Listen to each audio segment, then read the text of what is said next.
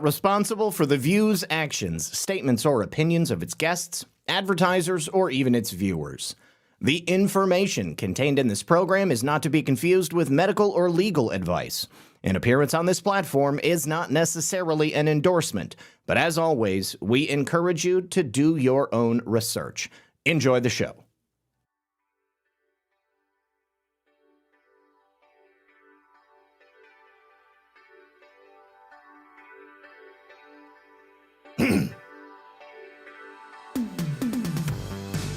Good evening, everyone. And, of course, welcome back to another very exciting episode of Red Pill News Live. Hope you guys are having a lovely day. As you file in, please do me a favor, hit that like button, hit the thumbs up, hit the red pill, wherever you're watching. Sincerely would appreciate it. All right, we've got a big show for you today. As you see on the thumbnail, my good friend Kim Bright is going to be here.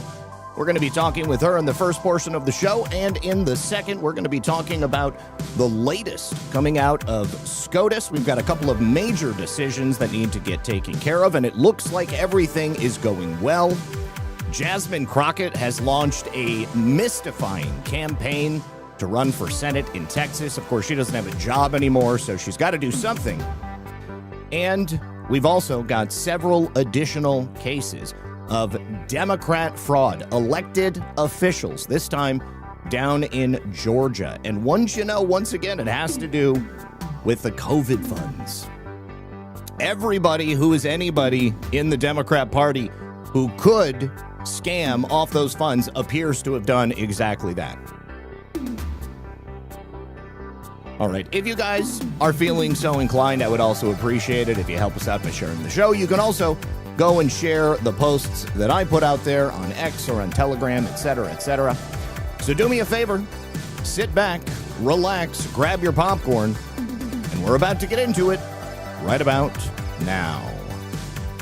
All right, welcome back, everyone. Trumpet, I see that you got your sweater in the mail today. That's awesome. Don't forget, guys, you can head on over to riseattireusa.com/redpill78. You can get yourself an ugly Red Pill 78 sweater for the holiday season. It is, of course, Christmas themed. It's got flamingos, it's got AR-15s, and it's emblazoned with myself wearing a Santa Claus hat. But if you live in a warm climate, you don't have to get a sweater. You can also get a t-shirt or a long sleeve shirt. There are a number of different styles and sizes, both for men and women.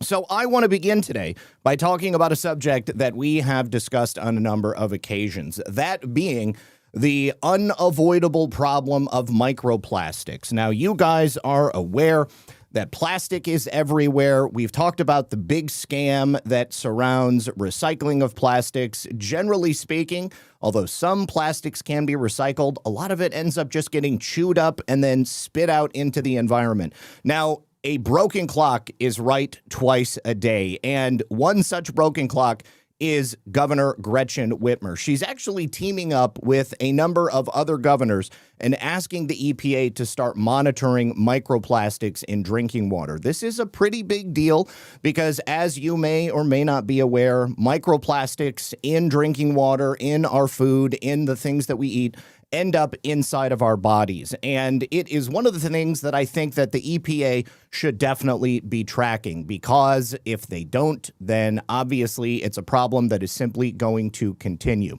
So let us bring in my good friend and guest for today, my good friend Kim Bright. Kim, how are you? It's so good to see you again. Oh, thanks. Thanks for having me back, Zach, and happy holidays. Absolutely. Merry Christmas, Happy Hanukkah, Merry whatever Christmas. it is that you celebrate, All right. So what can you tell us about this new initiative from Governor Gretchen Whitmer and these other governors who are beginning to pay attention to this? Let me just say this. One of the first things that always comes to mind when I think about the microplastics in our environment and in our bodies is the famous clip from Alex Jones about them making the frogs gay. Because if it's getting into the animals and it's disrupting their sexual biology, you know that it's also disrupting us. And that is just one small piece of what's going wrong as a result of this. That's right. I mean, first of all, there's no federal regulations against microplastics in public drinking water. I don't know how many people know that, but and all these governors that have signed on to get a petition to where, they're going to address this, they're all Democrats, which is very interesting, I found. Yeah. So and there's no threshold yet they've set for it. So we need to have a lot of work done because these things do bioaccumulate in our body. And that we already have so much in our food chain that don't break down. Heat won't break them down, it makes them stronger. And we've got evidence that says 94% of all of our drinking water, I mean, of all of our water in the US has microplastics in it. That's frightening. And this comes after months of RFK Jr. saying that he was going to try and tackle the microplastics exposure. So I hope he jumps in there and does something. I sincerely do myself. Now, just for, I guess, a baseline, define microplastics for us. And I know I've talked about, past plastics in the environment, but how do these get there and what's the source of them? Well, the microplastics are tiny plastic particles. They're usually smaller than 5 millimeters. And they form when large plastic items break down through sunlight, heat, friction. They're found everywhere. They're all different sizes too. And they go in our oceans, our rivers, our lakes, our soil, our food, and the water and the air everywhere, because these particles are so small, they easily move through the food chain and they're entering our bloodstream and our organs. Okay. Now, you mentioned RFK Jr. hoping to do something about this. I've actually got a clip of RFK Jr. talking about this, so I'm going to play it for the audience. It's just 17 seconds, so bear with us. The latest effort will be removing harmful microplastics found in our food, water, and even air. We don't know the effects of microplastics in the human body, but we have disturbing studies that link microplastics to cancer, to dementia, and reproductive problems. All right, so cancers, dementia, reproductive problems. He also mentioned that it's not just a problem in the water, but in the air. I hadn't even considered microplastics in the air. That's pretty scary, too. Well, and I hope that he does promise action and takes it forward, because it's about time that somebody did something about this, that they went against big plastic, because they're putting out 500 million tons a year of this stuff. And, but that's not going to stop the exposure that we've already had, because we have unknowingly been exposed to and ingesting and inhaling microplastics every single day. So when we're inhaling that, is this coming from the same sources, like just from plastic bags, plastic bottles, general stuff like that? Or is it also coming into the environment in other ways that are not, I guess, immediately obvious? Well, when they break down, they go up into the air, they're in the water, they're everywhere in the soil, the irrigation. When they irrigate, it's in that. And the average American now, Zach, is inhaling approximately 68,000 microplastic particles every single day. And the only thing that's worse is the people in China and Mongolia, they're inhaling the most with about 2.8 million particles per day. Jeez, a Pete. But we are ingesting 6 times more than we did now. I mean, that we did since 1990. Since 1990. Now, we're both old enough to remember when they started pushing plastic bags on us at the grocery store. I mean, I remember when that started. First of all, I felt like a lot of people resisted it. I mean, like paper bags, that's what we used. It was comfortable. You could burn a paper bag, that's cool. But they told us that we could recycle the plastic bags. That ended up largely being sort of just a misdirect, and it was just simpler and easier for them to make plastic bags. But I mean, I've seen this in the environment. I mean, you go to remote places where you wouldn't expect to have plastic litter or nasty things laying around, and it's going to be there. Do you think plastic bags have made it more likely that these particles are going to be more finely dispersible into the atmosphere and then get into our lungs? I think plastic bags, but you're looking at plastic bottles that water comes in. Okay. You're looking at, there's so many things that contain plastics. Tires, when they roll down the road, they're putting it off. Paint puts it off. There are so many building materials that that contain plastics. I mean, it is just everywhere. It's in cosmetics. It's in the textiles, all textiles, recycled. All these people that are doing recycled clothing and shoes, they're making them from plastic bottles. They think they're doing a great thing. Oh, wow. But then when we wear those things and the heat from our body, we're absorbing those in our skin now. So this is craziness. Yeah, we're getting it out of the fish and out of the waters, but we're putting it right back against our skin. So it's really got to be looked into. I mean, these plastics can travel so easily through the food chain. The fruits and vegetables get tainted. Again, irrigation water has microplastics in it. It goes in the soil. And then when we eat the plants, we're getting more microplastics. And then 88% of our meats are protein sources, chicken, fish, especially the fish, and vegetarian meats and tofu, things like this. 88% of all of these things are containing microplastics now. And then another area that people don't think about is fuel combustion, because every time fuel's burned, these chemical polymers are released in the atmosphere, and then the high altitude winds come and carry them across the globe. So they're now in Antarctica, the Arctic, they're everywhere. So you mentioned the plant-derived meats and stuff. I know that they eat a lot of soy and a lot of processed things like that in Asia. Do you think that is the reason why it's at such a higher concentration in Asia? And I mean, I saw this study about South Korea in particular, where they seem to have a much larger concentration. Are they eating this and bringing it into their bodies that way, or is it because they're using the type of products that you were talking about, plastic packaging and then these recycled materials for clothing? Those people over in Asia, particularly China, Southeast Asia, they take a lot of fish in. They use a lot of seafood. And so that's the majority of where that's coming from. China and Mongolia are inhaling it. This is coming through the food supply. And yes, of course, they use tofu. They use, tempeh, things made from soybeans. Mm-hmm. They can be ingesting all this. And then when they farm, depending on how they're farming, Zach, a lot of them over there will put that real thin black plastic down. Farms use it all over the world and to keep the weeds down. But when they go to harvest, the machines come in and break all that black plastic up.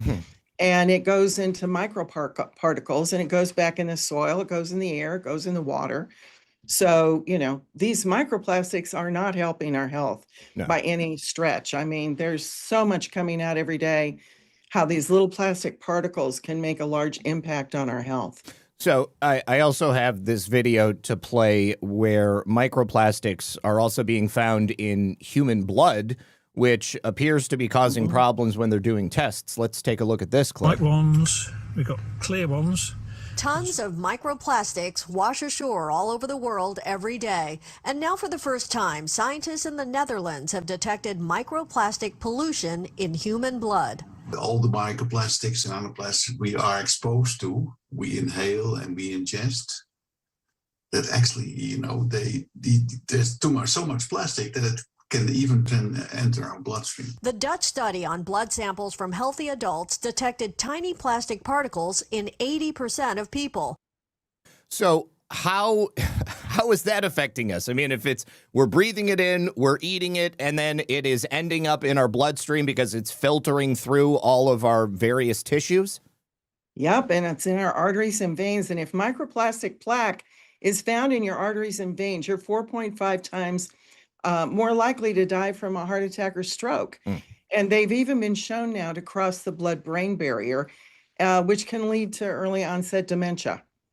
Okay, so early onset dementia, our brains are now 99.5% human and 0.5% plastic.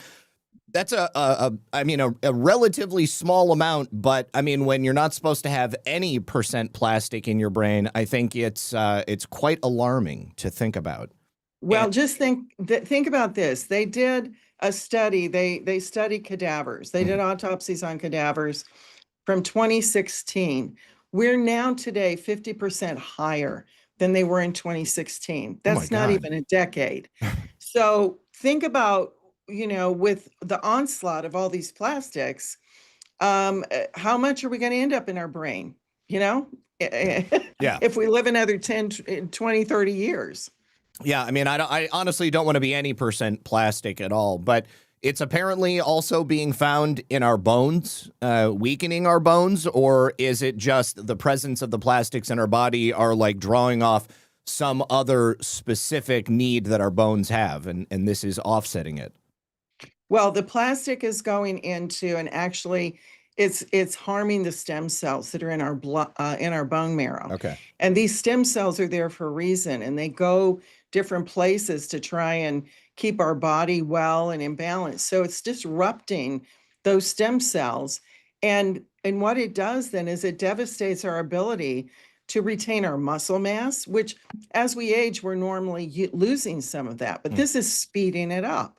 And it's even impacting our bone density. So we're becoming more weak and brittle at younger and younger ages because of this plasticosis is what they're calling it. When we're Plasticosis. ingesting plasticosis. Wow. That's right. All right. How about that? So, I mean, it's also pretty obvious that generally speaking, I mean, this is a huge part of the Make America Healthy Again agenda is recognizing chronic disease, recognizing general overall lower mean health and fitness across the board.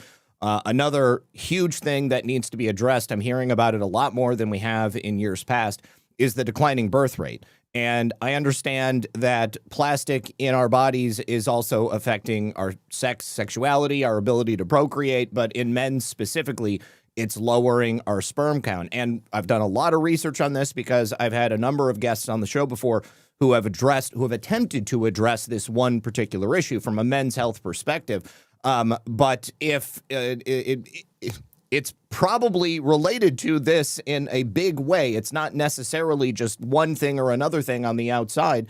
If plastic is inside of our bodies and ubiquitous in all of our tissues, and we already know that it disrupts our sexual health, then this is probably an issue that's going to become much, much worse in the future, I would imagine. I would agree with you because it is affecting the reproductive ability of men and women. The testosterone levels, the sperm count is all down. American men have a lower sperm count now than ever before in history. Today, the average teenager in the United States has 50% of the sperm count and testosterone of a 65-year-old man. That's how severe this is. And here's the thing. You've got, I really advise guys to wear cotton whitey-tighties. Mm-hmm. Get rid of all that polyester, underwear. Women are wearing yoga pants. They all contain these microplastics. And these workout clothes that we're wearing, they're supposed to wick away sweat. You've really got to pay attention to what you're putting on. Your largest organ is your skin. Mm-hmm. And when this stuff heats up, you're going to absorb it. So if you think about it, bras, things like this that are right next to your skin, what are they made from? We've got to get back to wearing natural clothing, natural fibers, not these synthetic petroleum-based fibers, because this is what's happening to us. And they did a study in 2022 that showed that people that had irritable bowel syndrome, just another problem here, they had much higher levels of microplastics than a normal person did. And what these microplastics are doing, not just lowering, the ability to reproduce, but they're altering our DNA, Zach. They're causing DNA damage. They're changing the gene expression. They're interfering with the DNA repair mechanisms. And this is concerning because it's a known risk for diseases like cancer. So limiting these plastics, I don't care if you take all of your plastics out of your kitchen, you don't heat up your food in your microwave anymore in the plastic stuff or in your toaster oven from the freezer. Get rid of the clothes that, aren't natural fibers. We're already full of this stuff. And yes, that's going to help, but we've got to be very proactive about what we're putting in our bodies. Now, Kim, have you seen this study on the degradation of bisphenol A by Bacillus humulus, which is isolated from kimchi. Obviously, we've talked about kimchi before, but this seems to be something that is rather positive in relation to the subject. Yes, I got very excited when I found this study because BPA is an endocrine disruptor. It is the most toxic thing in toxic chemical in plastic. And again, there's not only just lowering sperm count and reproductive, but fetal abnormalities are being seen from the BPA, brain and behavior disorders, diabetes, heart disease, obesity, and erectile dysfunction too, on top of everything else. But I got very excited because Bacillus pumilus, which is a unique strain of bacteria that is found in kimchi, it actually can degrade this BPA. Now, BPA can sit outside and it takes so long for it to degrade. I mean, it takes eons. But yet, here's a food that has been used for centuries that actually contains things that can degrade this in our bodies. And there was another study in 2025 that showed 2 more strains that are from kimchi. And they actually will absorb the degraded BPA and excrete the microplastics. And they prove this in vivo. That means in living things. Those 2 are called Bacillus parkasii and Bacillus plantarum.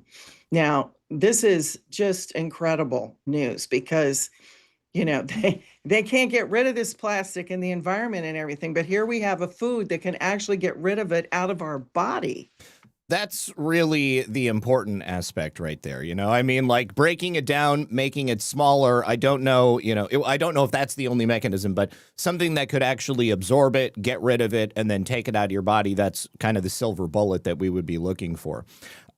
There's also a study specifically related to the prevention of cancer using kimchi and specific isolated ingredients within it as well. What can you tell us about this?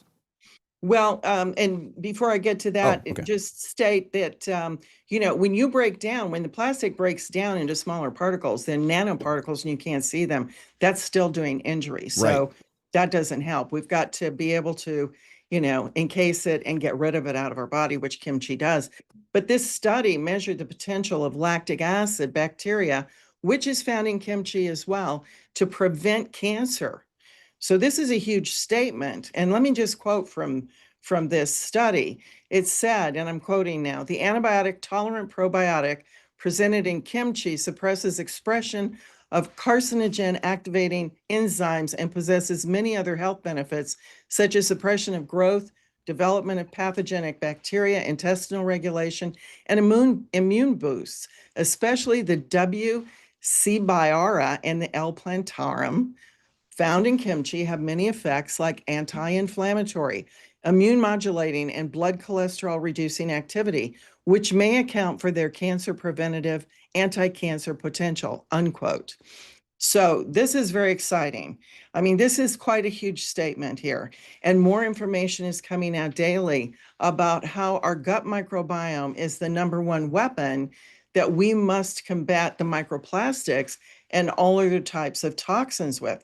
So the gut microbiome affects every area of our health. It's our heart, our brain, our skin. And then there's another study that came out where you can lower, and reduce anything related to heart problems, blood glucose, cholesterol, triglycerides, blood pressure, so many health benefits. And, so we came up with a way to get people, and you have to eat it every day. Mm-hmm. So we came up with a way to get people to eat this daily. And we put kimchi into a capsule so it would be convenient and people don't have to taste it. They don't have to have the odor. A lot of people don't like it. And so this is an easy way to get it conveniently every day. 100% made in the USA, non-GMO, all natural. And for people that have sodium problems, because it's high in sodium if you buy it at the store, just to eat it, or you make it yourself. So we've made it low in sodium. We've taken out almost all the sodium. So obviously, kimchi is an acquired taste. I mean, I don't mind it. I actually rather enjoy it, but I know a lot of people who are not big fans of it. But with all of the specific benefits that you've mentioned that are found inherently in kimchi, it seems like it's a pretty good idea for people to find a way to go ahead and get it. And obviously, as a sponsor of the program, you guys have also put together a special deal for the viewers who are here right now. And if you guys are going to be here later, you can head on over to the link that you guys are going to find in the description below. You're going to see it on screen as well. mybrightcore.com/red pill. Kim, what is the deal? They're going to get up to 50% off plus free shipping. Yeah, and I just want to say before we get into that, there's so many success stories from people that use this, people that had problems with their digestion, their regularity, their immune system, 70-80% is in our gut. They used to get sick all the time. They're not getting sick anymore. People that had diabetes and had problems with their sugar, now their blood sugar is normalizing. People that are suffering from a variety of symptoms and they couldn't identify why they were feeling this way, couldn't identify the cause, now are feeling so much better. So yeah, the special offer is if you want to go to the website, it's mybrightcore.com / Red pill. Yeah, red pill. That's right. And you can get 25% off by using red pill as the code. But we like people to call us. We like to talk to you and make sure this is good for you. So we're going to give you 50% off plus free shipping if you call. And that's 888-383-5996. And again, I've been doing this for almost 50 years, helping people with their health. So I like you to call in. We like to talk to you. Make sure the product's right for you. And we're also going to give the first 100 callers a free bottle of our vitamin D3 plus K2, which is great for during this time and this season. It's great for your bone health. It's great for your immunity. So call in and remember, you're going to get up to 50% off your order plus free shipping. Call 888-383-5996. All right, so your gut health, your gut biome is obviously so vitally important. I know we've got people who watch the show that specifically have issues with digestion, with diabetes, with heart issues, blood sugar levels, all across the board. So thank you very much, Kim, for reminding me of the specific benefits that people are getting from using the product. Once again, that is mybrightcore.com /red pill. Also, give them a call at 888-383-5996. All of that is in the description below. And Kim, I want to thank you very much once again for being here. It's been a pleasure speaking with you as always. Well, thank you so much. And this does so much for everybody and combats all those microplastics as well. Let's not worry about, all this that we're ingesting. Let's do something about it with Kimchi One. Proactive. I love it. All right, Kim, have a wonderful day and we'll talk to you soon. All right. Thank you. You too. Yep, let's see you. Bye-bye. Bless you. All right. Thank you so much to Kim for being here. And let's go ahead and jump into our next story, which is going to be right here. It's actually President Trump. President Trump just did an interview with Politico. I was expecting it to be perhaps a little bit more combative, but it looks like they've hired some new interviewers at Politico. Now, President Trump spoke about a lot while he was in this interview, but the thing that really stuck out to me was his statement about the proof of the 2020 election fraud and how in just a couple of months, all of this is going to come out. Take a listen. Think of it. If our election wasn't rigged, it was a rigged election. Well, hold on just a second. I need to fix my screen. For some reason, it's not. Let's go to display capture. There we go. Okay. President Trump, take a listen. Think of it. If our election wasn't rigged, it was a rigged election. Now everyone knows it. It's going to come out over the next couple of months too, loud and clear, because we have all the information. Think of It's going to come out over the next few months, loud and clear, because we have all the information. A lot of people, and I see it in the chat, why would President Trump sit down with Politico? Let me remind you that President Trump may be the president we elected, but he is still the president of the entirety of the United States. There are going to be people who listen to Politico, who read Politico, who are not going to watch my show. They're certainly not going to watch anything conservative. So President Trump very intelligently goes outside of the traditional ideological spectrum so that he can reach a cross-section of the American public, every single person, whether they voted for him or not. Because at the end of the day, we have to not only show our side that, yes, justice is coming for the stolen election of 2020, but President Trump, it's bullshitico. I like that. But President Trump also needs to prove to those people who hated him, who called him a conspiracy theorist, who said that he was an election denier. He needs to show them that, yes, in fact, I was right this entire time. The election was stolen, and I'm fixing this election system, not just because I I want to be president again, because now he's in his second term. We like to joke about a third term. Don't know that that's going to happen. But President Trump is also working to secure the election system for generations to come and political ideologies and parties to come. What President Trump wants to make sure that everybody is confident in is that our election system is not fake and it is not gay. This is not going to be something that in the future people are going to look at and say, you can't bother voting for people because nobody that you want to be elected will be elected because they're going to be selected by somebody else. This is about reaching across all boundaries here in America. And there is a fair amount of I told you so on behalf of the president. So even though we don't like Politico, even though we don't watch Politico, there are still, unfortunately, a lot of Americans out there who do listen to and read Politico.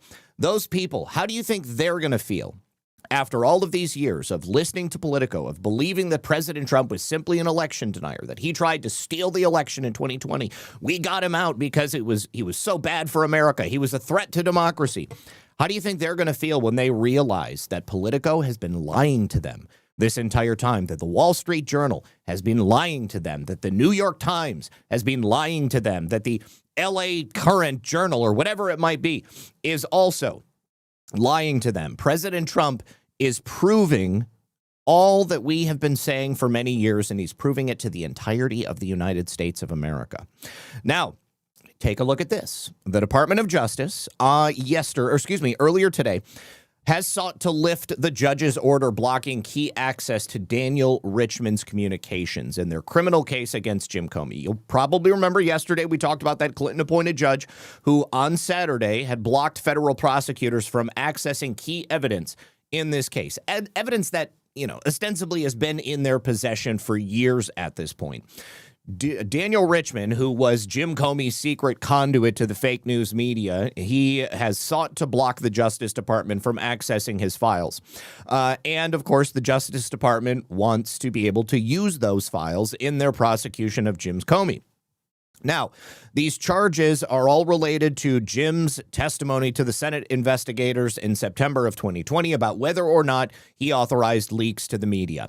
We've seen from recently released November 2016 emails that Jim Comey was guiding his media mole, Daniel Richman. He explicitly authorized these leaks to the media, and Comey knew his friend Daniel Richman was talking to the media. This is backed up by claims made by Lindsay Halligan's case against former FBI Director James Comey. And this also contradicts Jim Comey's own claims that he is being maliciously prosecuted. So we cannot not have access to this information. The feds seized this material from Richmond several years ago, and only now he's suddenly asking the judge to block the DOJ from accessing his files. Certainly they've already looked at them. But if Daniel Richman is successful, then that means the information in those files could not be used by the prosecution. So the Clinton-appointed judge, Colleen Kalar-Catelli, issued that temporary restraining order, which blocked the DOJ from accessing it. We went over the reasons why yesterday, and once the judge rules on the prosecution's motion to allow them to continue looking at this, we will have our answer. Now, the DOJ said that Richman had impermissibly used a civil lawsuit to constrain a criminal investigation. This investigation against Jim Comey has many different things hanging in the balance. And although Colleen Kalar-Catelli may block this further, undoubtedly this will go to a higher court if that is what's necessary. Now, real quickly, let me Yes, Patty Nine Fingers, I do get credit if you call the number. And go ahead and give them a call right now. They'd love to know that you're watching. Eleanor 2000, Zach and Kim asking for alias. Would you mind asking her if Kimchi 1 and such is sold in Europe, more specifically Scandinavia? I'm sorry, I didn't see that earlier. You know, it's a 1-800 number, so it won't cost anything for you to call that number. Give them a call and see if they will ship to Europe. I'm not certain whether or not they will, but you should be able to call that toll-free number, and they'll be able to let you know. Again, they would love to know that you're watching and you're calling while the show is actually on. All right, so let's talk about Tina Peters, because there have been a number of advancements in her case recently, some that appear to be tangentially related, others directly. Now, we spoke about the letter that Peter Tickton had written about Tina Peters, essentially making an appeal to the federal government. Now, in this letter, Peter details some horrific experiences that Tina has had since she's been in custody for the last year. Something that I did not know was that Tina was attacked by other inmates on multiple occasions. Now, about 6 months ago, Tina was threatened with harm by another inmate. A group of inmates came up to her, and then they claimed that they were going to stab her and they were going to kill her because they knew who she was. And Tina Peters has been vilified by the local media in Colorado and across the United States. The judge, of course, excoriated her in his sentencing. He essentially called her everything but a white man and insinuated that she was basically Pol Pot or Kim Jong-un as he was putting her in prison for what is perhaps a life sentence at her advanced age. She ended up reporting this threat to the FBI and the DOJ. There were agents from both of those institutions which came and interviewed her, and as a result, she was moved to a different unit within the prison.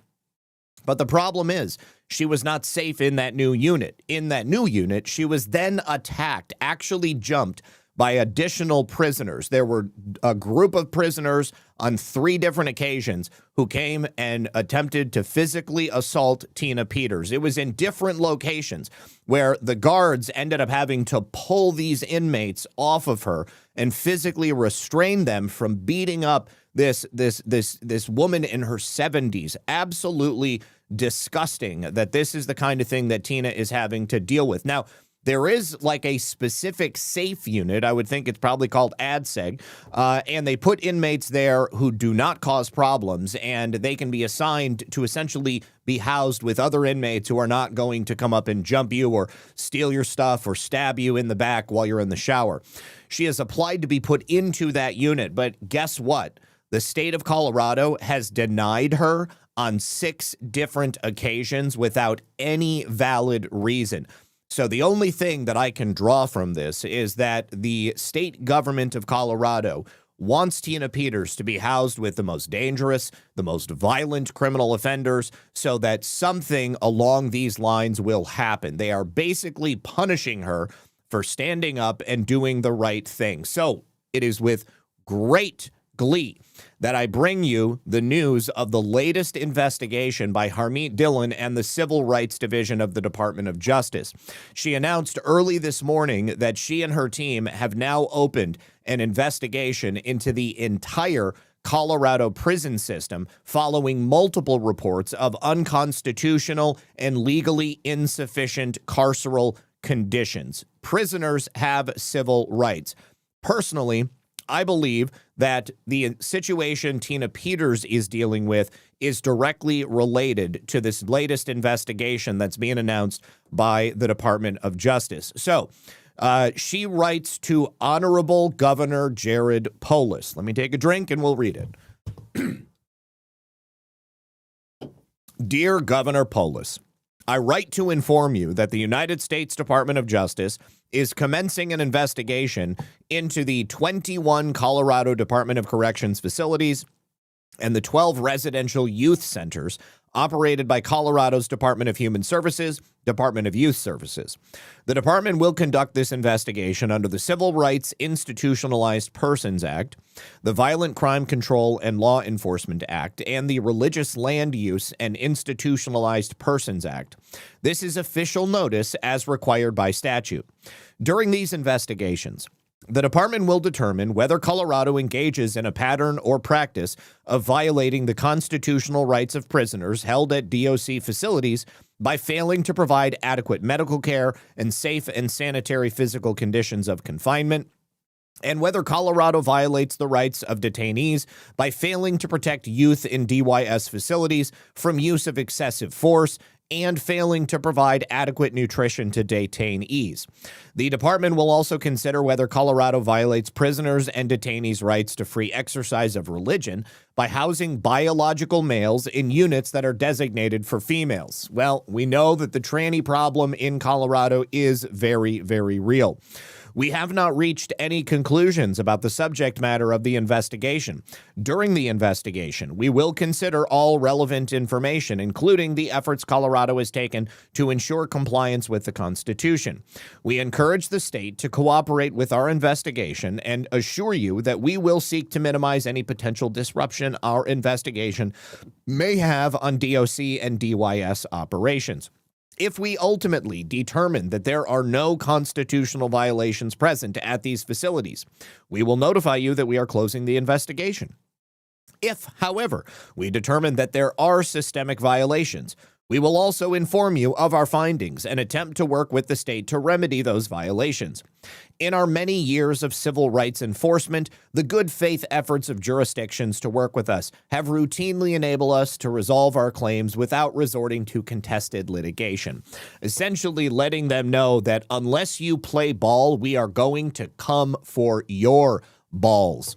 Attorneys from the Civil Rights Division will be handling this investigation. They will contact your office to discuss the next steps. Jonas Geisler, Deputy Assistant Attorney General of the Civil Rights Division, may be reached at this phone number. And then she has everybody sign off. And she also makes sure that she copies the Attorney General of Colorado, the Executive Director of the Colorado Department of Corrections, the Director of Division of Youth Services, the Arkansas, and then all of the other prisons which are going to be in this.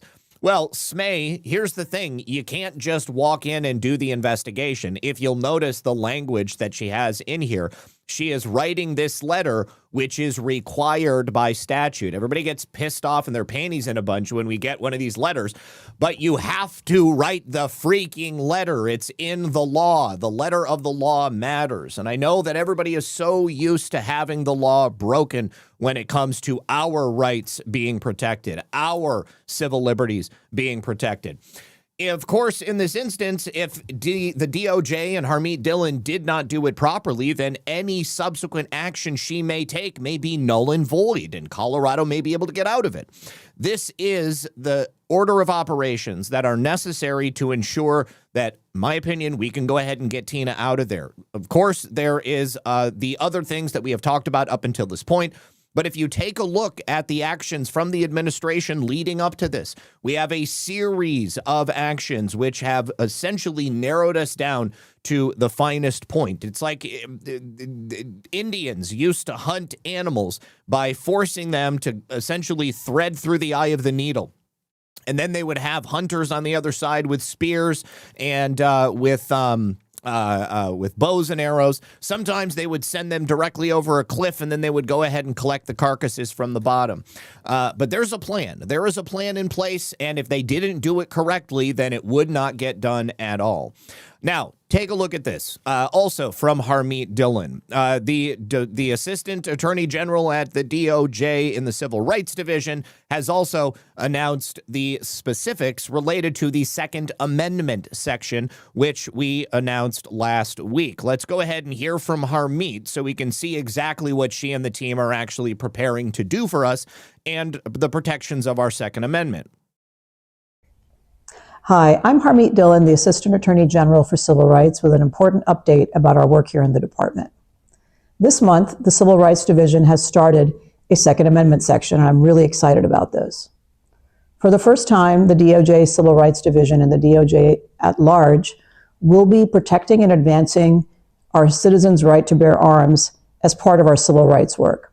As Attorney General Pam Bondi has said, the Second Amendment is not a second-class right, and I couldn't agree more with my boss.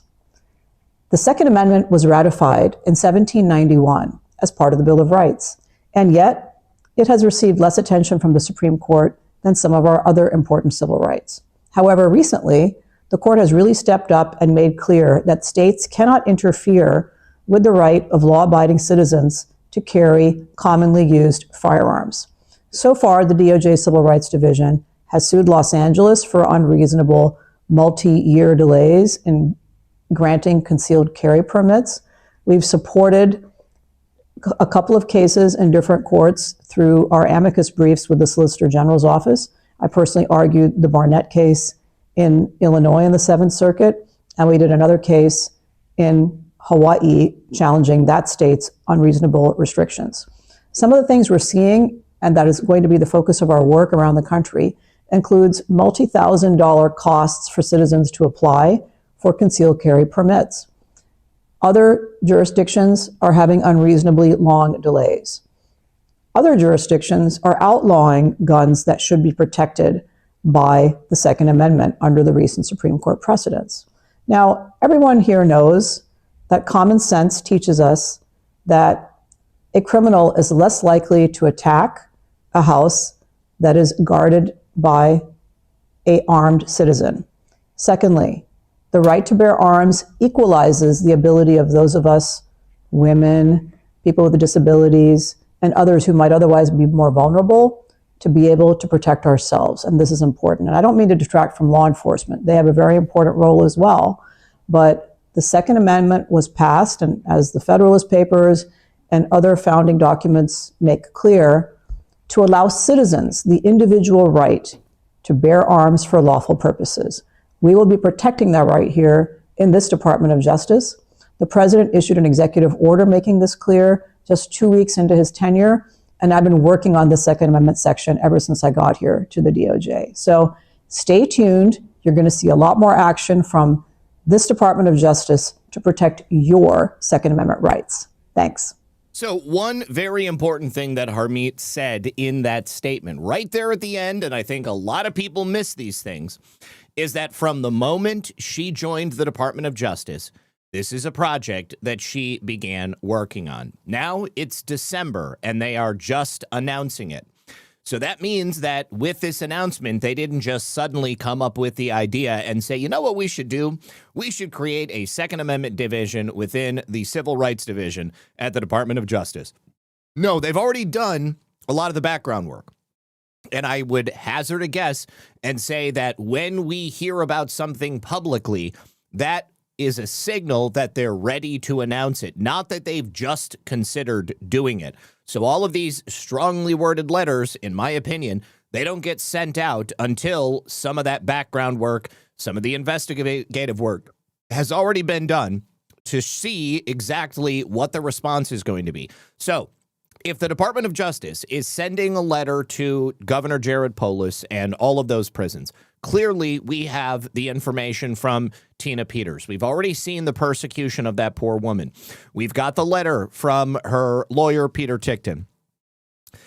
Does anybody here believe that Tina Peters is the only inmate in Colorado state penitentiaries that is being mistreated or having terrible things happen to her? No, I don't think any of you are naive enough to believe that. So certainly they've already got reports from other people beyond Tina. So now they've gone to Governor Jared Polis and they say, guess what? We're going to start an investigation. I would believe that they've already got an investigation and they've already got information. And just like President Trump does with all of these other people, he gives them enough rope to hang themselves. If they come in and the state of Colorado lies about what they're doing or the way that they're treating people, the DOJ and the administration are probably already going to know about it. And it's going to make it just that much easier to make sure that we get justice for Tina. Now, as Harmeet was saying, everyone has the right to protect themselves. I have a couple of examples of my Second Amendment sitting behind me here on the desk. We have a Canik SFX Rival S right here. Beautiful 9mm pistol right there. handgun, and we've also got a 300 blackout that I built right behind it. Everybody, in my opinion, should be exercising their Second Amendment rights. You should have yourself and your family protected with a firearm of your choosing, and nobody should be denied that. I am also a big believer in the scaling back of many, if not most, of the restrictions that they have on the types of weapons that people can buy. One good piece of news is that down here in Florida, a lot of that sort of knee-jerk reaction that happened after Parkland is now finally being rolled back. The state legislature just voted to restore Second Amendment rights to 18 to 20-year-olds. After Parkland, they basically took away the rights of 18 to 20-year-olds to be able to own a gun. You had to be 21 years old to own a gun down here in Florida. So that is being rolled back. Pam Bondi didn't do that. It was the Florida state legislature that did that. People need to remember what the actual separation of powers is within governments.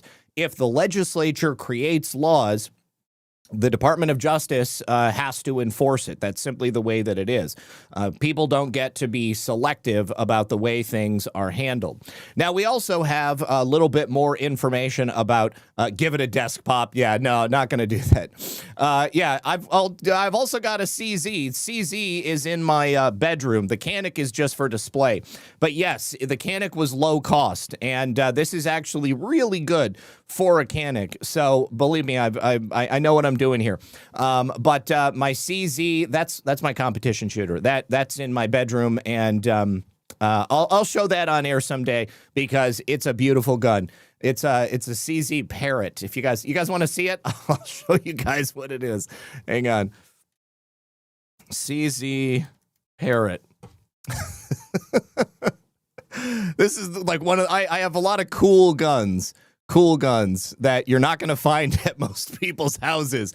This is the Canic, the CZ Parrot in 9mm, and it has some incredible features. It's perfectly weighted. When you shoot it, it does not, it barely moves. It's pretty amazing. Yeah, also support the GOA. I do I do comps? What does that mean? Do you do comps? USPSA, is that like the insurance or whatever? I support Gun Owners of America and what's the other one? FPL, is it FPL? I can't remember. There's another one that I that I support. I can't remember the name of it. Anyways, but either way. Let me say thank you to ZBM, who says it should be legal to own a Gatling gun and a cannon. It actually is legal to own a cannon. Gatling gun, you have to have a special permit, but you can own one if you have the permit. Let's see, according to the good old Constitution. It's on my Christmas wish list. Thank you for the guest. The info is much needed in my house. I hope that it helps. The parrot does not talk. Only it chirps. I wouldn't say it talks, but it chirps on occasion.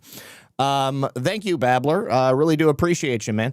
Okay, now let's talk about Jocelyn Ballantine, that DOJ dirty girl prosecutor who tried to entrap General Flynn and the Proud Boys. It would appear that Kara Castronova has specifically asked the White House about this. Right here in the Situation Room, or whatever this room is where President Trump does his cabinet meetings, Kara Castronova asks the president about the J6 pipe bomber. Let's take a listen. Entertain. I'm Kara from Lindell TV, Kara Castronova, and I'm not fake news, just so you know. And everybody's talking about the pipe bomber over the weekend, the suspect that was taken into custody. I reported on Biden's kangaroo court for 4 years. And this is an important question to me. Everyone knows that J6 was a Fed's direction to set you and your supporters up. So my question is, what's your gut instinct about the new pipe bomber suspect taken into custody? Does your instinct tell you that he acted alone? And also, Mr. President, how do you feel about the lead prosecutor on the pipe bomber case? Jocelyn Ballantine is the same prosecutor that allegedly asked the J6er to lie to frame you for J6 when you did nothing wrong. What are your thoughts? Well, thank you. I really appreciate that question. It's sort of a statement, and I appreciate it very much. Jocelyn is being looked at. They all have to be looked at. What they're doing is so bad. This was a whole Democrat hoax. The whole thing was a Democrat hoax, and it's all being looked at. I appreciate that. Oh, Maybe it's FPC, Firearms Policy Coalition. Yeah, FPL is definitely Florida Power and Light. Thank you, Denise. I think it's FPC, Firearms Policy Coalition. But yeah, those two, that if that's what it is, now I got to search for it. But definitely Gun Owners of America. I mean, I only pay once a year, so yes, it is Firearms Policy Coalition and Gun Owners of America. I'm a member of both of them. But yeah, not the NRA. The NRA spends a bunch of money on like ads and stuff, but FPC and GOA, they're actually out there trying to get common sense things done for gun owners. So what was the important part of that? President Trump said it himself. Jocelyn is being looked at. So people who are worried about Jocelyn Valentine prosecuting this case, don't get it twisted. The president is aware of who she is. And as I said at the time, I think that there is a distinct possibility they are giving Jocelyn Valentine the opportunity to do the right thing or to hang herself. And it may come out that Jocelyn Valentine is not even going to ultimately be the prosecutor that fully takes this case forward. So we'll need to obviously continue to watch. The latest that I heard about this J6 pipe bomber, Brian Cole Jr., is that he was a brony. There's some crossover between the furry communities, the bronies, the transformer communities, all of them. Anyways, we do have some new information about Judge James Boasberg as well. As you are aware, he is currently he's attempting to follow a contempt prosecution after DOJ members refused to turn around that plane that was headed with the Tren de Aragua gang members on it. Judge Boasberg has taken this next step after he revived this criminal contempt inquiry against President Trump as a result of his attempt to control the Alien Enemies Act and stop these deportations. So last month, the Justice Department had disclosed that DHS Secretary Kristi Noem had greenlit that deportation flight back in March, even though Boasberg had given this emergency order. Now, it's my understanding that Boasberg had not actually given this order until after the plane was already in the air and the plane was on its way. The idea that it was going to turn around mid-flight and come back based upon the whims of an ideologically compromised judge like Boasberg in D.C. is patently ridiculous. Once again, that would be a violation of the separation of powers. But Judge Boasberg views himself as some sort of a kingmaker in the United States of America. At that time, he gave President Trump until December 5th to submit declarations from all individuals in the decision not to halt the transfer of class members out of U.S. custody back in March. And on Monday, Boasberg said it was premature to recommend criminal prosecution of Kristi Noem, but he demanded that the top two DOJ lawyers that were involved in deportations appear for testimony next week. This is so rich because, as you know, Judge Boasberg is being impeached in the Senate right now. He has refused to submit any written testimony as to his motivations when making decisions on cases that he presides over. He claims that it would be a violation of the separation of powers, and yet he is still demanding information from the executive branch, which President Trump has domain over, to ask them what their motivations are for. So until he gets impeached or until he gets removed by some other methodology, he is now the chief judge of the U.S. District Court in Washington, and he is now demanding that these lawyers come forward and testify next week. I'm sure as soon as that happens, we'll have some quotes and we'll be able to see where it is. But that temporary restraining order was granted by Boasberg in March, hoping to stop the administration from deporting the thousands of Venezuelan nationals we believe are criminal enemies of the United States of America, transnational criminal terrorist organization Tren de Aragua. In an unsigned order earlier in April, the U.S. Supreme Court on Monday vacated Boasberg's orders barring the Trump administration removals of Venezuelan gang members. The High Court said that Boasberg lacked jurisdiction. However, The administration, they said, must give reasonable notice for gang members to challenge their deportations in court. So Boasberg now is threatening once again to hold Trump officials in contempt for not bringing some of these dangerous individuals back into the United States of America. And he said he found probable cause that he himself could hold the Trump administration in criminal contempt for defying his orders to not turn those planes around. So next week, we will see what's going on. Now, I also want to apologize to you guys. I got some dental work done earlier today, and so I'm having a more difficult time speaking than I normally would. This side of my face was numbed up pretty badly, and I have 2 teeth that were filled. So not only am I trying to work through the residual effects of the shots that I got in my mouth, but my teeth also don't fit together in the same way they did before. So it's not exactly the way that it should be coming out. So thank you, Alias. I'm really appreciate you, bud. All right, before we get into the latest news about Ghislaine Maxwell, I do have a brief message from our friends over here on Rumble. You guys, if you are looking for smarter ways to browse and enjoy your favorite content without ads, you've got to get the Perplexity Pro bundle with Rumble Premium. Now, this is just $19.99 a month, and when you sign up before December 31st, you will get locked in to that incredible savings. Normally, it's a $29.99 value. With Rumble Premium, you get an ad-free viewing experience across all the devices you watch on, access to exclusive premium content without any interruptions, just the videos and the streams that you love anytime, anywhere. Plus, you're also going to get Perplexity Pro. That boosts your productivity with unlimited research, unlimited uploads, exclusive member perks, and access to the latest and most advanced AI models for faster, smarter answers every single day. You can save over 30% on this powerful bundle by heading to rumble.com/premium before December 31st so you can sign up and unlock your premium experience. You can use this QR code that you see on screen. You can use the link in the description or the link that you're going to see in the chat as well. Thank you very much to Rumble and Perplexity. Hold on just a second. All right. So I had an update on a app that I was doing earlier, and it was apparently hung up, and it wasn't giving me the results that I wanted. Anyways, now, after the release of grand jury testimony by a judge appointed by President Trump down here in Florida as a result of the Epstein Transparency Act being passed in both houses of Congress and signed by President Trump, a federal judge in New York has now just ruled that Ghislaine Maxwell grand jury transcripts and exhibits may be released, including the investigative material that led to her initial arrest and, of course, her prosecution.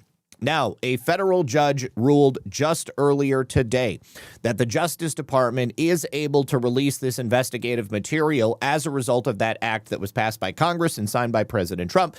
This information had previously been blocked by the same judge because that judge had sided with Rule 6 of grand jury secrecy. So Judge Paul Engelmeyer and his ruling comes only after the DOJ had asked 2 judges in New York to unseal this testimony in both Jeffrey Epstein and Ghislaine Maxwell's cases. Also to be released is the investigative materials, which could amount to hundreds of thousands of previously unreleased documents. This is going to be the mother lode. And I guarantee, even after this comes out, you will still have morons on X bitching about releasing the Epstein files. My friends, these are the Epstein files. All we're waiting for is just the rest of the grand jury material. And given that now we've had 2 different sets of materials, in addition to this investigative work, we are one step closer to having everything related to Jeffrey Epstein out there. Warrior Mima, thank you so much. She says, Zach, you're such a professional. I could not tell you were having issues. Good. Thank you. It's just my own personal feeling then. Now, Patty Ninefingers says Trump should classify all the documents, remove any security clearance, and tell him to go F himself. So, unfortunately, I'm assuming you're talking about Judge James Boasberg. Now, with Judge James Boasberg, there's no, and forgive me if I'm wrong, Patty, is that what you're referring to? Because there's no documents related to what Judge James Boasberg is doing. He is just making the decision to try to interfere with the actions of the executive branch. So the only thing that that Boasberg may be referring to in regards to documents, that would be perhaps his own private notes that he may be taking when he's considering how he's going to rule on something. But I tend to believe that Boasberg already has his mind made up before he goes into a particular case. If it has something to do with President Trump, he's going to look for a reason to not rule in his favor. Okay. Oh, Chaffed BM. Got to pick up the cat from the vet. Okay. Well, good luck. I hope everything's okay. And Talk Show TK, thank you very much for letting me know that we are good to go on Getter. I do see that you've got 130 people watching on X, but for some reason, most people don't chat on X. The way that they have everything set up on X is weird. It's not the same as it used to be with, what was that called before? Periscope.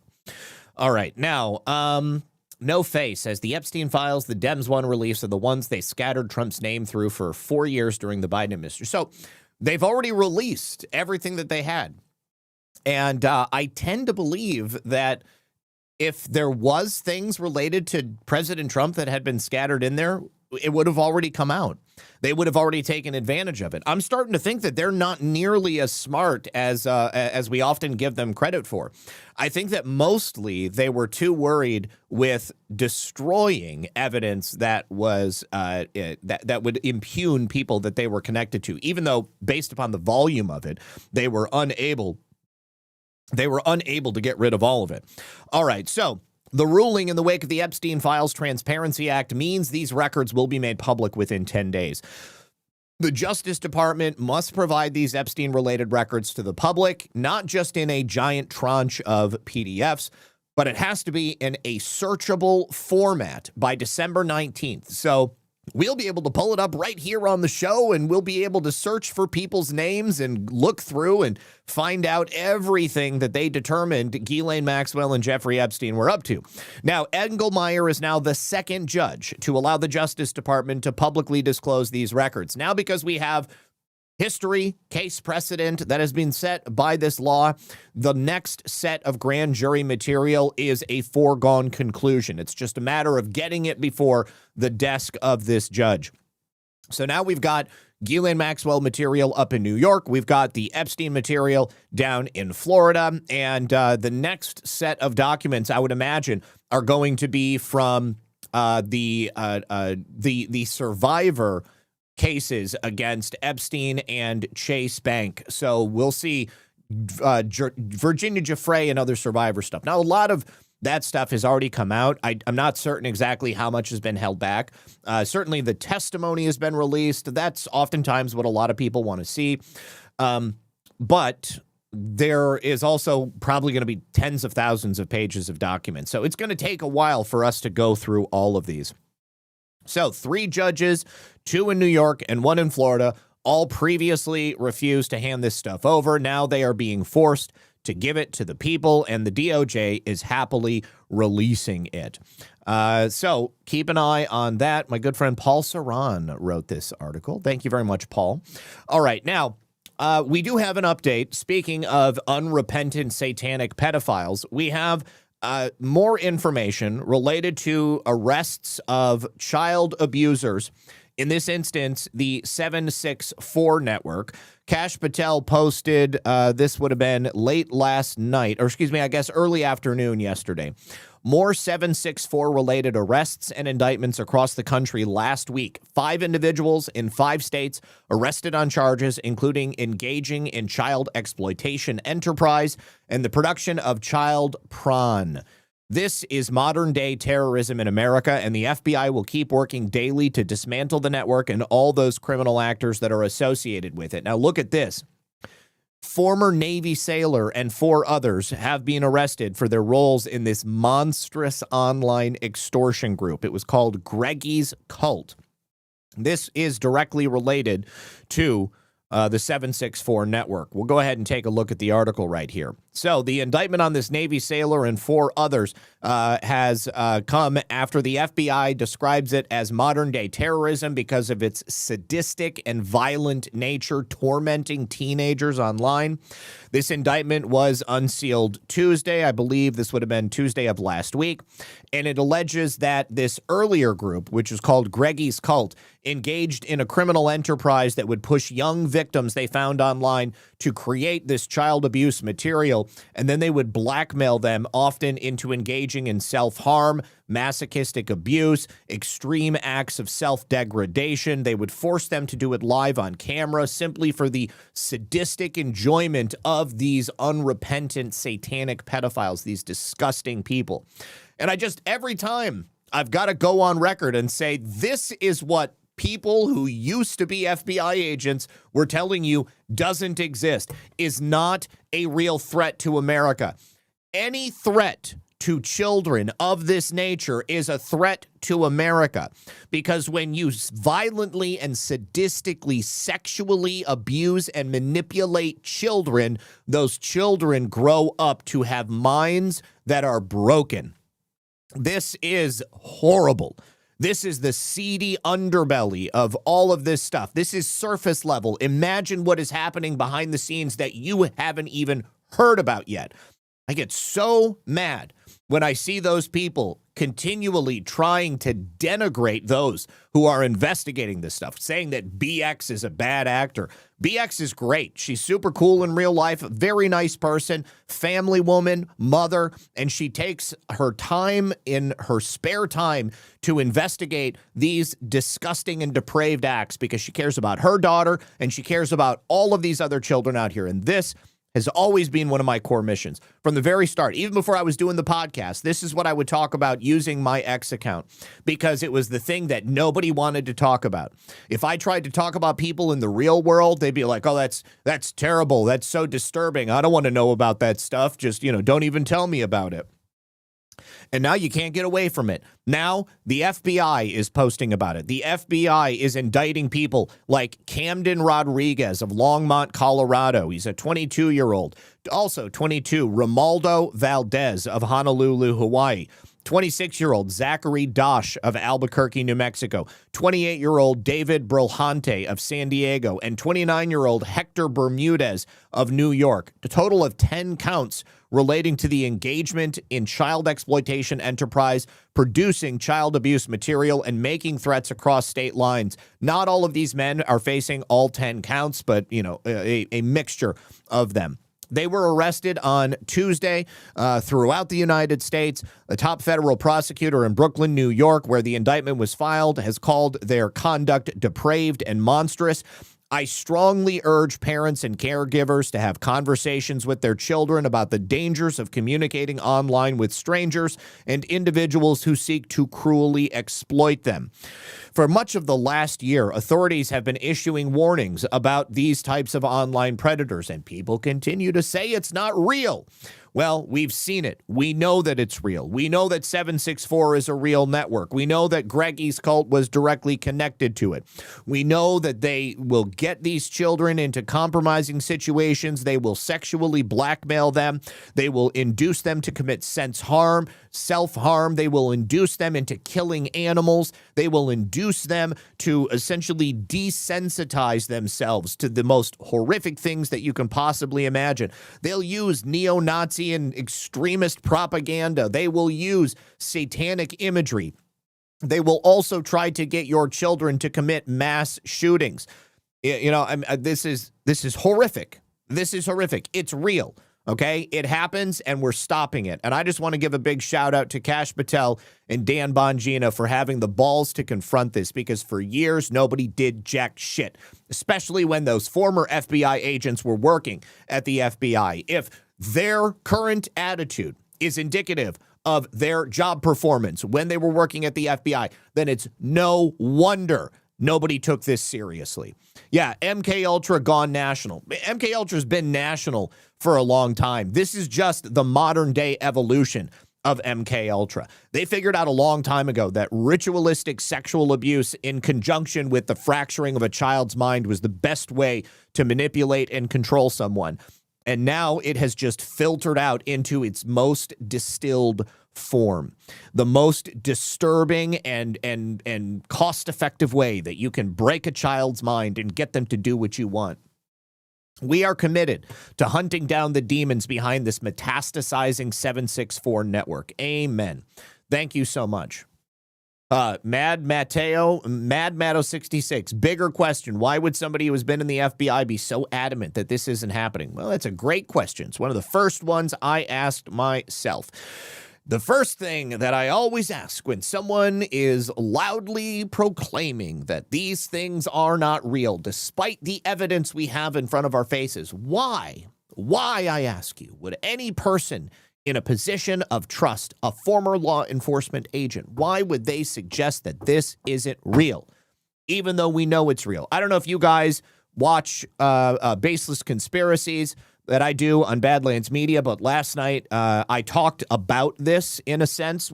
I did a breakdown of the deeper underlying themes and meanings of Eyes Wide Shut, which is Stanley Kubrick's last film. Of course, it deals specifically with occult, ritualistic, satanic sexual abuse and child trafficking. And so that was what we talked about last night. I would highly suggest you guys watch it because that was a great show. I'm actually very proud of it. Now, let me also say thank you very much to Makes Sense to Me Too.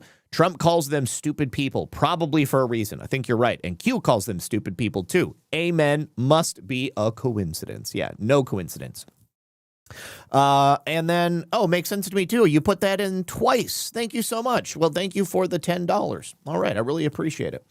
All right. Now, we have to talk about the U.S. Supreme Court because there was some arguments that were made yesterday. I thought I was going to get more clips before the show started yesterday. That didn't happen, so I've got clips today. Also have a new decision coming from the Supreme Court. This was a decision that they reversed from a lower court yesterday. This lower court had sided with New York's sweeping school vaccine mandates, and they were essentially ordering that members of the Amish community be forced into getting vaccines. And everybody knows the Amish do not get vaccines. There was a deeply disturbing campaign by officials in the state of New York to bankrupt Amish schools. They also wanted to intimidate parents. They wanted to shut down these religious education institutions that were run by the Amish.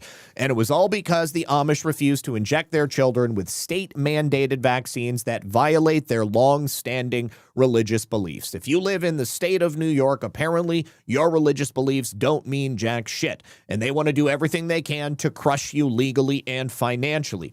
Now, despite admitting that the Amish families were sincere in their religious beliefs, and let me just say this, who the hell are you, any of you, to say that someone's religious beliefs are not sincere?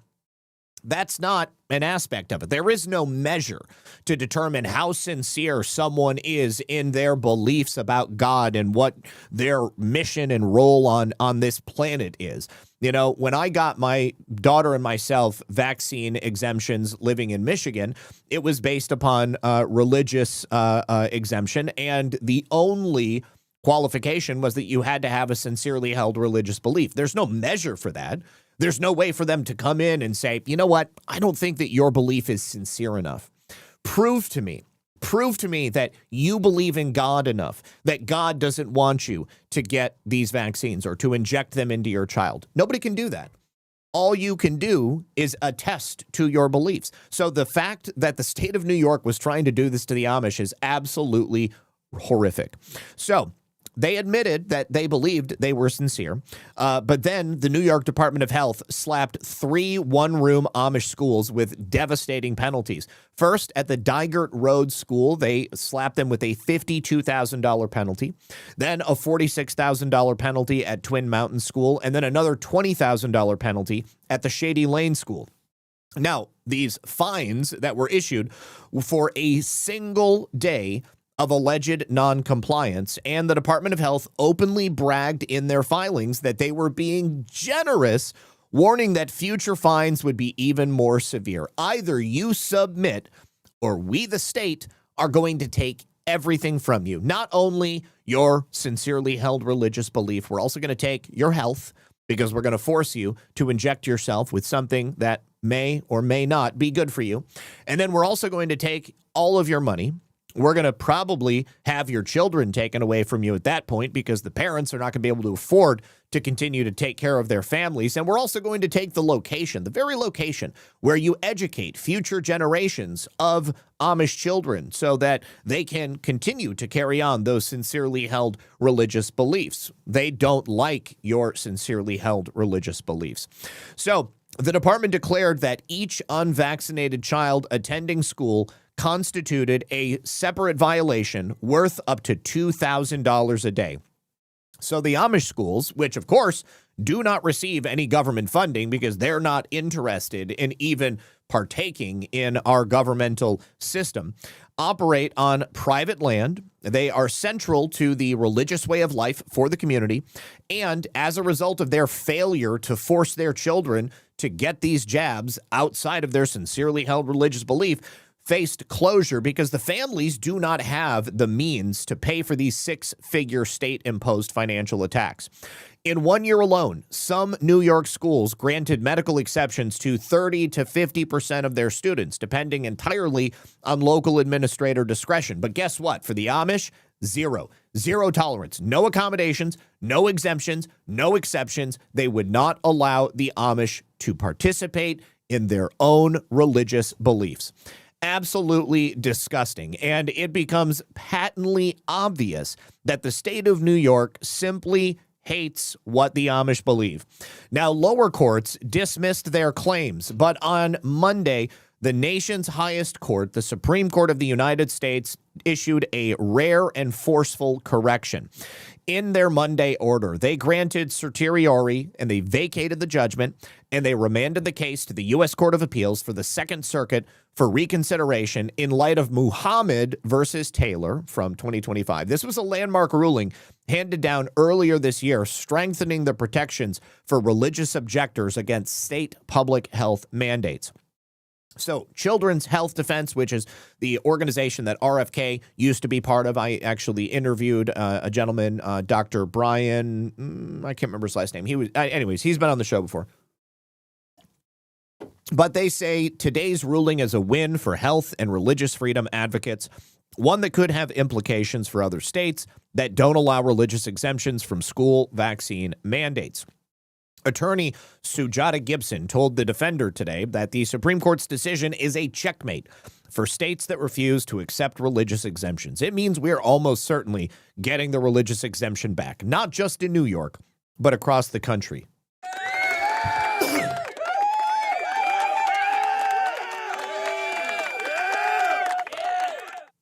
Now, the Supreme Court decision will likely also affect other states that deny religious exemptions. And the general counsel, Mac Rosenberg, stated, while the Supreme Court's decision in Miller versus McDonald directly relates to the religious exemption to vaccine mandates in New York State, it will have broader implications in other states that have stripped citizens of religious exemptions. As Supreme Court precedent Muhammad versus Taylor applies in all those states, not only New York, and should be considered by any court taking up these questions. Absolutely love it. Congratulations, not only to the Amish, but also congratulations to everyone here in the United States of America.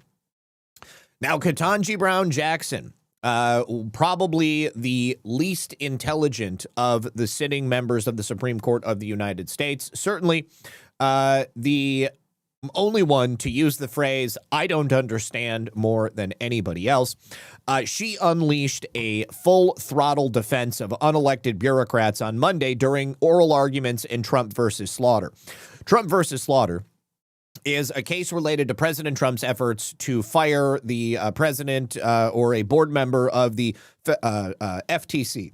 Now, they're in these arguments, obviously the conservative justices seem to be siding with the administration. The liberal justices seem to be aligning with the deep state, unelected fourth branch of government, which doesn't actually exist. And she openly argued that presidents should not be able to fire the PhDs, the doctors, and the so-called experts who run America's independent commission scam. All of them fall under the jurisdiction of the executive branch. But what the legal team for Miss Slaughter and, of course, those representing the ideology of Ketanji Brown Jackson want is for this unelected fourth branch of government to exist outside of our constitutionally structured republic so that they can have too much power, at times being essentially having powers synonymous with the DOJ, at other times having powers that would be synonymous with the executive branch. In other words, she wants these bureaucrats, and Slaughter and her team want these bureaucrats to outrank the president of the United States, who's elected by the people of the United States. So President Trump had fired Rebecca Kelly Slaughter and Alvaro Bedoya. They were both Democrat commissioners at the Federal Trade Commission. He made his decision based upon the powers inherent in Article 2 that vests all executive power with the president. And the chairman of the FTC made this point plainly when he said President Donald Trump is the head of the executive branch and is vested with all the executive power in our government. I have no doubts that his constitutional authority to remove commissioners, which is necessary to ensure democratic accountability for our government. The Federal Trade Commission will continue its tireless work to protect consumers, lower prices, and police anti-competitive behavior.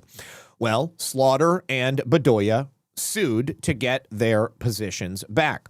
And in July, a Biden-appointed U.S. District Judge Lauren Ali Khan overrode the firing, ordered that Slaughter be reinstated. The D.C. Circuit is obviously stacked with Obama judges. They upheld her decision, and they cited a 90-year-old case, Humphrey's Executor. This is an outdated case, even though it's been on the books for nearly 100 years.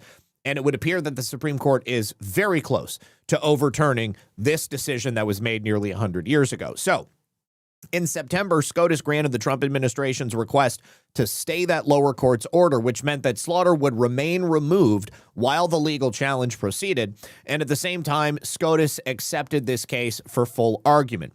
So yesterday, they held a series of explosive oral arguments for over 2 hours. And during that time is when Ketanji Brown Jackson launched into a rant about the powers of President Trump, essentially claiming that presidents should have almost no control over these mental midgets that make up this unelected bureaucratic deep state, which, again, is essentially a unaccountable fourth branch of government. This is one of the biggest problems that has posed the American people, the power that this deep state bureaucracy has held within the federal government.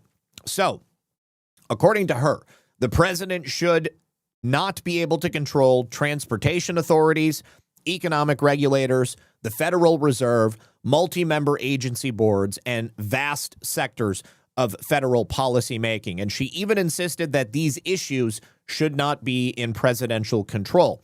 She invoked warnings about monarchy and suggested that letting the president fire people from the executive branch would somehow place America on the road to kingship.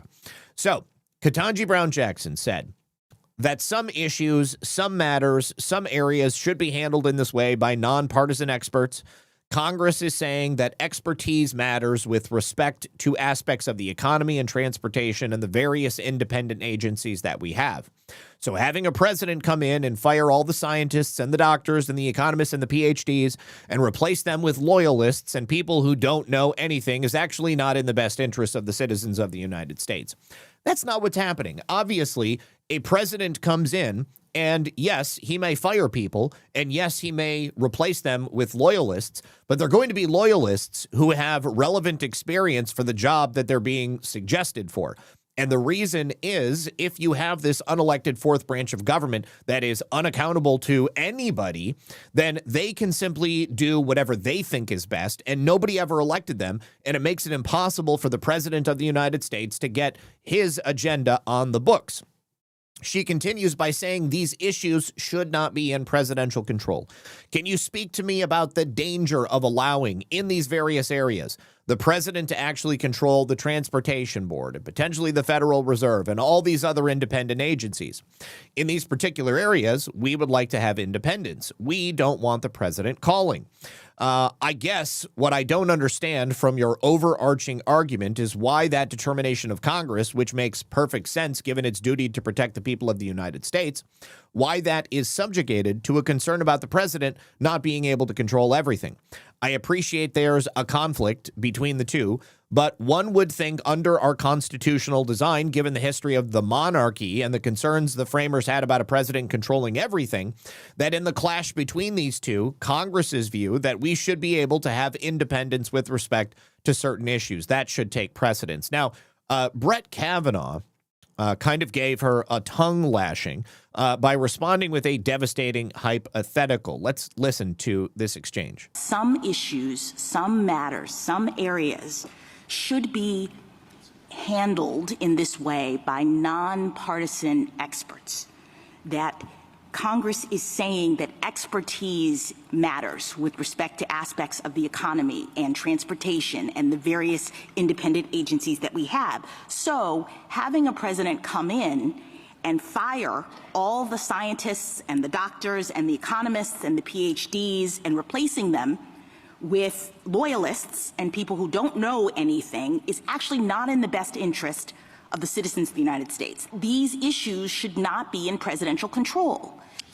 So can you speak to me about the danger of allowing in these various areas the president to actually control the Transportation Board and potentially the Federal Reserve and all these other independent agencies?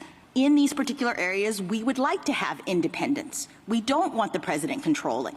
I guess what I don't understand from your overarching argument is why that determination of Congress, which makes perfect sense given its duty to protect the people of the United States, why that is subjugated to a concern about the president not being able to control everything. I mean, I appreciate there's a conflict between the two, but one would think under our constitutional design, given the history of the monarchy and the concerns that the framers had about a president controlling everything, that in the clash between those two, Congress's view that we should be able to have independence with respect to certain issues should take precedence. Okay, now, there is Ketanji Brown Jackson, and here is Brett Kavanaugh essentially destroying her argument. And agencies are not accountable to the people. They're not elected, as Congress and the president are, and are exercising massive power over individual liberty and billion-dollar industries, whether it's the FCC or the FTC or whatever. Thoughts on Kavanaugh? So essentially, Ketanji Brown Jackson is admitting that neither Congress nor the president, or she is suggesting that neither Congress nor the president should have any control over what these so-called experts are telling us we must do. If there is anything that is approaching the design of a monarchy, it would be the series of independent commissions and agencies which technically fall under the executive, but up until this point have been allowed to exercise tremendous power outside of the will of the American people. Thank God Chevron deference was decided in the Supreme Court, because up until that point, these agencies had the power to create laws without actually creating laws. They would simply create regulations which had the power of laws and would be enforced as laws. And it's one of the reasons why we've got so much red tape here in the United States. We are gradually paring all of that back. But here is, this is Jonathan, I forgot his name. Well, both Kavanaugh and Alito really made short work of those defending this law. They kept on presenting hypotheticals, what they called hard hypotheticals, of where does this take you? Both of them said, well, can you just go ahead and make any cabinet department an independent commission? Can you specify just one commissioner? Can you make their length in office 20 years? All of those questions left the other side floundering. The best that they could say at points was, well, if something like that happens, you could come back and look at it. Well, the justices are looking at it now. And one of the things that should be unnerving is that those justices that normally form an alliance in these cases with the left of the court were not there today. Chief Justice Roberts really stomped on Humphrey's estate and said that it was basically a desiccated or dried up precedent. Justice Barrett said these commissions don't look anything like what existed at the time of some of these earlier cases. So that's not a good omen if you want Humphrey's estate to live to 91. So yes, I agree with him. This does not appear to be a precedent that the Supreme Court is willing to allow to stand. And there have been very select points in the past where the Supreme Court has gone back and they have reversed something that they have decided on in the past. Largely, at this point, it's going to be because things are so dramatically different now. The power in an agency like the Federal Trade Commission is so dramatically expanded over and above what it looked like at the time that Humphreys was put into action. Now, here is Justice Gorsuch. Here we go. Justice Gorsuch giving those hypotheticals and going off on those who would suggest that simply because it's been done this way, it must stay that way.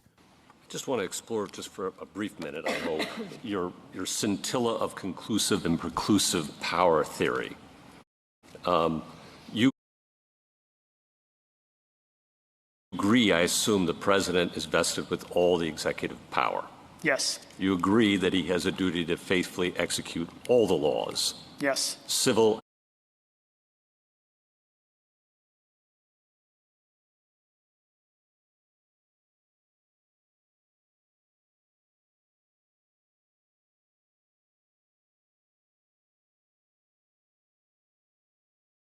and criminal. We agree that the Constitution imposes on the president a duty to faithfully execute the laws. All Absolutely. the laws. Well, some laws he doesn't have to.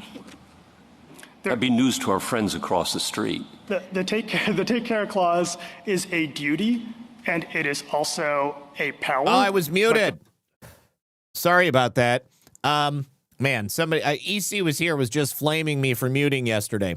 So what I essentially said is that this is Kelly Slaughter's legal team, and Justice Gorsuch got him to admit it immediately that the President of the United States has all of the power, Article 2, the executive branch.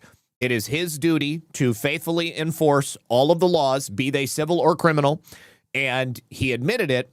But then he starts to backtrack, and he's like, well, actually, there may be some specific carve-outs, but he's wrong. Text of the clause does not provide that the president must have at-will presidential. I didn't ask that. This is, does he have a duty to faithfully execute all the laws? We know from... Yes or no? I would say no in the sense no. in the sense that let me. There's two different questions, and I want to make sure that I'm answering the question. The question is, does the president have a duty to faithfully execute all the laws? The answer is no. Why? So he can't break the law for sure. For sure. Does he have to be vested with statutory authority to actually directly enforce, or to exercise? I'm not asking whether he has to bring the indictment. I'm asking whether he has a duty to faithfully execute the laws.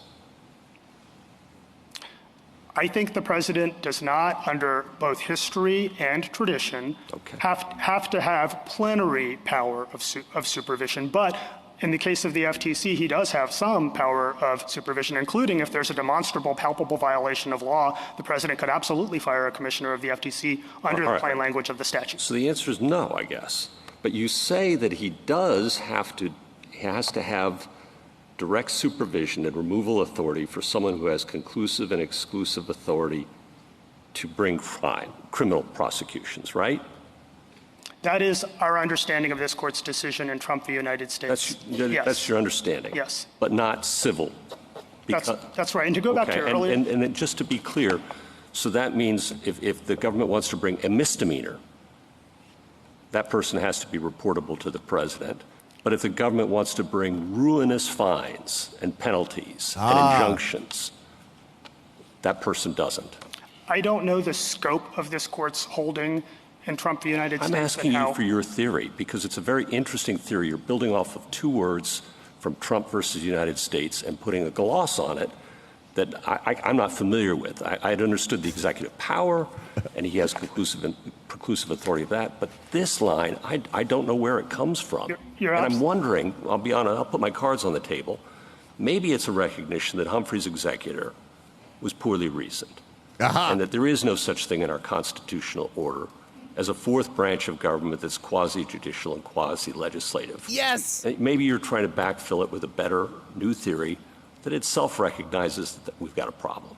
The theory that we are referring to, Justice Gorsuch, as we understand it, is not just based on this court's recent decision in Trump v. United States. It goes all the way back to Marbury v. Madison. And Marbury does not use the term conclusive and preclusive, but it absolutely says— And neither does Humphreys. Neither does Humphreys. Things. It talks about the distinction between authorities that are vested in the president and the president's powers in the constitutional sense, and executive power in the constitutional sense. And it actually cites Marbury v. Madison for that. Oh, sure, I would hope it would. For that proposition. And Marbury itself distinguishes in the context of removability of federal offices. I guess I'm just wondering, are we going to get, if we take your theory to backfill Humphreys and go down this road, how are we supposed to decide which powers are exclusive and for your purposes, as you understand it, not as I understand it from Trump v.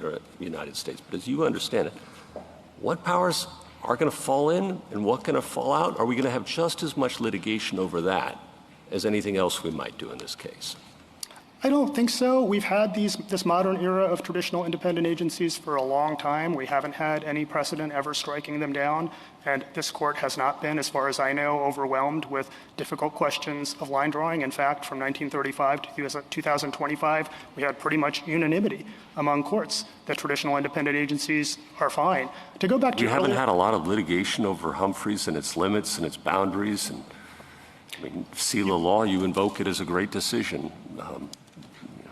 We've had a lot of litigation. We do invoke seal of law as a great decision. We're always going to have litigation over the separation of powers, aren't we? There will always be litigation, absolutely. But the point is that this court's precedents affirming Congress's authority to work with presidents to create traditional independent agencies has not generated any significant problems, still less insurmountable problems. Thank you.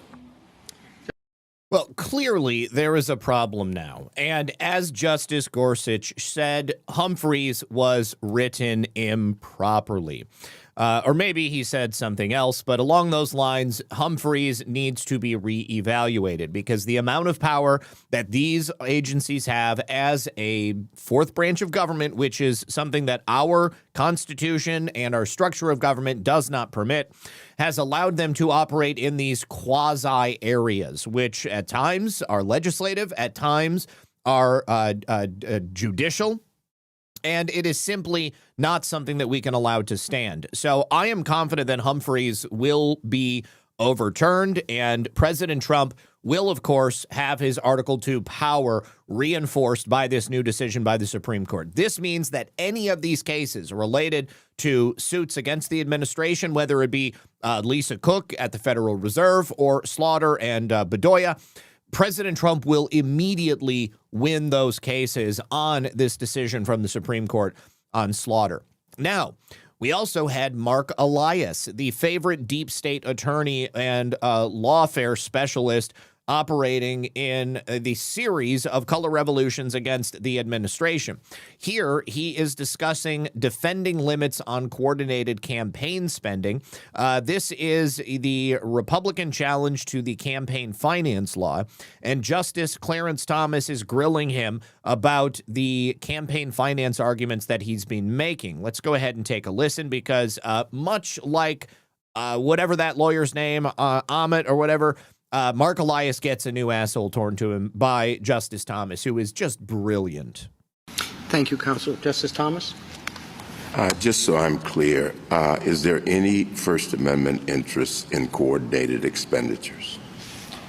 Your Honor, I think that there is an interest, a First Amendment interest in coordinated expenditures in two regards. Number one, there is an interest anytime any entity or person wishes to make a contribution to a political committee, they are expressing First Amendment speech. They are engaged in First Amendment speech.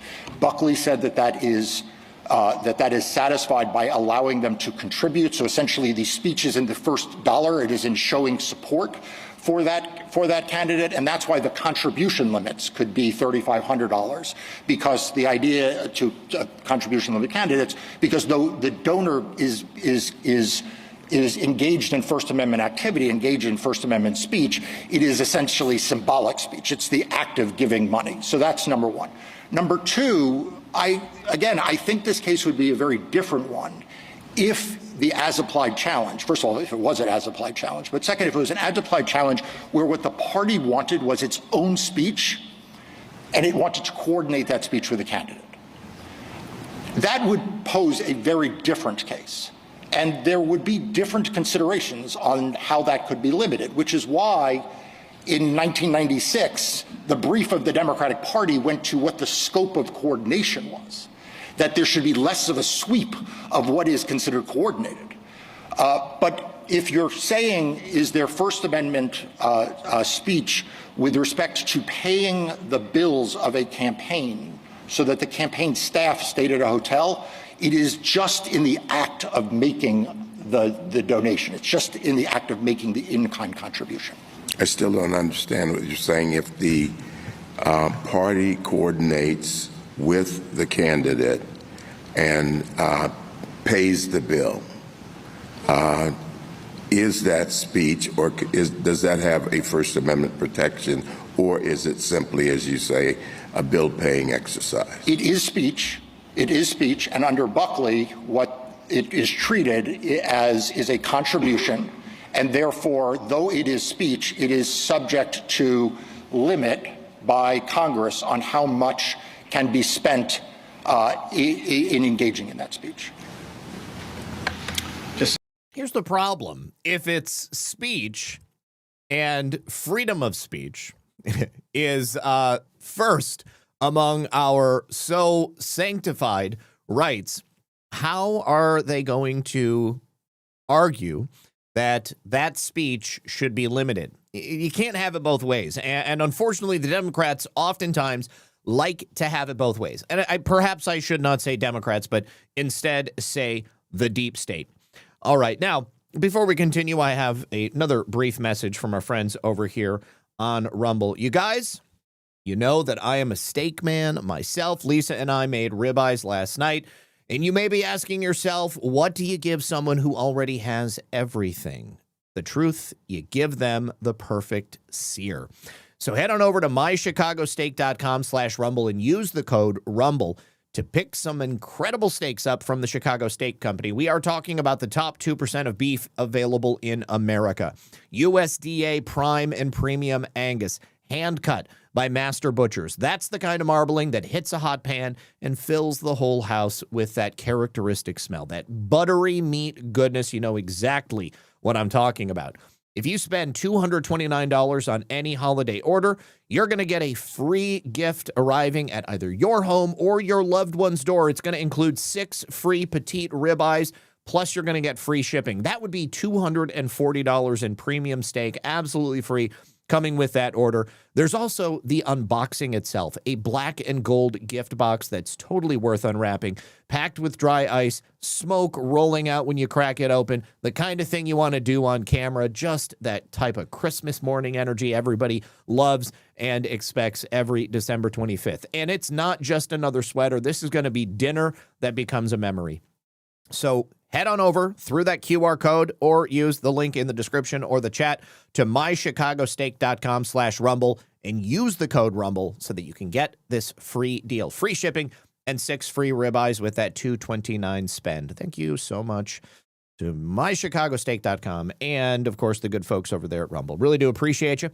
Let me give a couple of thanks over here. Thanks again makes sense to me, too, for ranting twice. Chunky 2053 Baseless Conspiracies was so good last night. Peak subject matter. Man, I'm glad you enjoyed it. Again, I thought that was a great one too. Acox says, thank you for keeping us informed. Well, thank you for being here to be informed. And then also I got to say thank you to Steph Asia. Steph, I don't know if you're in the chat right now, but I saw that last week on Ko-Fi, or maybe 9 hours ago on Ko-Fi, You said your newscast is a little early for me here in Taiwan, but I always catch up when I can. You honestly have the best news online, and you are such a huge asset to Badlands. Thank you so much for all your hard work, Zach. Thank you, Steph. I really do appreciate your support, and thank you again for donating on Ko-Fi. If you are watching on a platform where you can't donate, like YouTube, you can go to ko-fi.com/redpill78. You can donate through that platform, and you're going to see President Trump pop up on screen, and then I will read your message right here. Of course, if you're watching on Rumble, then we've got the Rumble rants. If you're watching over on Pilled, then we've got the Gold Pills. And speaking of Gold Pills, 123 SKG, thank you for the cookie. Red Gun 51, thank you for the can. Greenbeard, thank you for the can of whoop-ass. Filter Dog says, we all know the potato did not get 81 million legal, lawful votes. Need to shove that fact up their backsides. I agree with you 100%. And I think that President Trump is brilliant, frankly, for going anywhere that will allow him to speak, because it popularizes his message and his voice across as many different channels as possible. Filter Dog also dropped, oh yes, Patrick Byrne comes clean. I saw that, Filter Dog, and I feel like Patrick Byrne admitted on my show that he was working for the CIA. I saw this clip, and he talked about how he had come in working directly under John Brennan. I think that is new. In like 2005, 2006, Patrick Byrne said that he was working for the CIA under Brennan. I know that he talked on my show about becoming a national security asset. He was upgraded by Barack Hussein Obama. Then he was brought in essentially as like the errand boy for the White House, and that's how he got involved in the Hillary blackmail scheme, and then Trump-Russia collusion, Maria Butina, where he honeypotted a beautiful Russian woman. And then obviously we are where we are today. But he said that his work with the CIA is what led to him having knowledge of this. Barack was under John Brennan. Yeah, but Patrick Byrne was only working for John Brennan, not underneath directly. But thank you for that. Deplorable Farmer, thank you for the can. Sean Joe, thank you for the can. And thank you also for 2 cookies. And PJ Carr says, burn the whole thing down. Yes, sir, I'm with you. Brewbark, the peanut farmer may have thought he was doing a good thing when he signed the Civil Service Reform Act in 1978. Effery ensued. I don't know. I think about Jimmy Carter, and I feel like he seemed like he was a genuine person, but again, all of these politicians are just dirty by nature, and they all are actors. Sean Joe, thank you for the can as well. All right, now continuing. We have some news coming out of Doge. Federal agencies have terminated and de-scoped another 43 wasteful contracts with a ceiling value of $3.5 billion. This is a real-world savings of $222 million in taxpayer funds. This was reported by the Department of Government Efficiency just a couple of days ago. They canceled contracts, which included a $4.3 million Department of Treasury IT contract. This was for the development of a comprehensive strategic narrative and management approach aimed at the human-centered transformation and enhanced partnerships. That's a freaking mouthful. What does it even mean? There was also a $29 million Department of Commerce consulting contract for providing the necessary staff to perform program management, providing planning, analysis, and support in managing projects. That was also terminated. They've also, as a whole, terminated $214 billion. That's as of October 4th. So now if we go to December 9th, I mean, I don't know, probably another several $1 billion can be added on there. The HHS Doge initiative has registered the greatest amount of savings under Doge. That's followed by the General Services Administration, then Social Security, then the Office of Personnel Management, and Small Business Association. So we have, of course, got to continue watching and seeing what Doge is able to cut out, because every single dollar helps. Now, I mentioned in the introduction, Jasmine Crockett has announced she is running for Senate against who is, in my opinion, going to be the candidate, current Attorney General Ken Paxton. I think that Ken Paxton is going to whip the tar off of Jasmine Crockett, and the way she announced is absolutely shocking. She put out a video which is just her standing there listening to President Trump call her low IQ over and over and over again. Now, I don't think it went over the way that her and her campaign thought it was going to go over, because the video has now been set to unlisted on the YouTube channel. Let's take a listen. The real reason. Well, let's just wait to get past this. What are they eating? Blue noodles. What is that? I just personally can't imagine why you would want to play a video of somebody basically calling you stupid over and over again. I mean, is this supposed to be some kind of a badge of honor? But take a listen. How about this new one they have? Their new star, Crockett. How about her? She's the new star of the Democrat Party, Jasmine Crockett. They're in big trouble. But you have this woman, Crockett. She's a very low IQ person. I watched her speak the other day. She's definitely a low IQ person. Crockett. Oh, man. Oh, man. She's a very low IQ person. Somebody said the other day she's one of the leaders of the party. I said, you got to be kidding. Now they're going to rely on Crockett. Crockett's going to bring them back. Wow. So essentially, President Trump endorsing Jasmine Crockett as the candidate to run against Ken Paxton. Personally, I think it's genius. Once again, President Trump has chosen the perfect adversary to ensure that his preferred candidate gets elected. Let me just remind you, Ken Paxton is already wildly popular among the people of Texas. Later on, she also had a campaign event where she basically had a rap music guy come up and I guess sing a song about her. She also claimed that she is the next Barack Obama. She cried on stage. The whole thing had some really interesting vibes to it. All right, so I'm going to play you this rap that this guy did. His name is, what is it, Cloud something or other? McLeod? Somebody McLeod, Cameron McLeod. Never heard of this guy, but here is a freestyle about Jasmine Crockett. Very odd.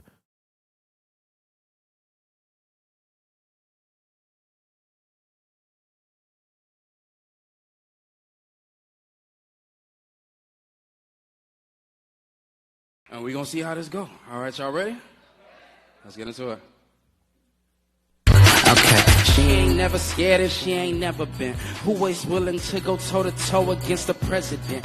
I can't wrap my head around someone who votes Republican. She advocate for feeding kids. They protect folks touching them. Trump invading his own country with our army. What a joke. We remember Pearl Harbor by illegally bombing boats. What y'all thought we wasn't gonna do nothing, buddy? Think again. They only trying to scare out of running because they think she'll win. Listen, thought I told y'all we ain't never scared. Now look who name on the docket. Got 2 words for every racist bigot. Jasmine Crockett. I just got to say, you know, I like a good hip-hop beat. I like some dropping some lyrics. You got some great freestylers out there. This guy is not one of them. This is some low-energy garbage. Y'all hear the words. And he totally loses his place. He loses his place. He loses his rhythm. Me, I hope my money goes to side that isn't trying to say affordability's a hope. She stand on business, all 10 toes. Texas dope, don't need no more bad built, bleach, blonde, butch bodies moving forward. Fail. Fail. So some of the words messed up. When I post it on Instagram tonight, y'all just go listen to it. Y'all hear the words. Amen? Just trust me. Just go follow my Instagram. Make some noise for Jasmine Crockett one time. Good Lord. Good Lord. All right. And then it was after that that she played the low IQ ad that they had made. I don't understand. Who is running her campaign? Anyways, she gets up there and she cries. Hang on. I'm only going to make you guys watch this once. I swear.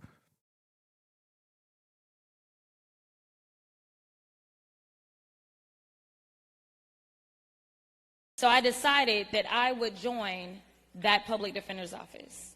Let me also point out that Jasmine Crockett, for the official announcement of her candidacy for Senate, she has cast her ghetto fabulous aside. She is now speaking in proper Queen's English, as we all know that she can. I joined it because I believed everybody deserved a voice in the courtroom. Even if they couldn't afford an attorney, one would be provided to them, and that attorney was me. I loved being a courtroom warrior. I got some judges here. They probably can't identify themselves, but nevertheless, I loved being in the courtroom. You know, I never thought that I would run for office, but some people are able to inspire others as they walk their own path. All right. I don't think she's going to say anything that will be, oh, no, this is what I wanted to see. I want to see her crying. I want to see if this is real tears or if these are crocodile tears.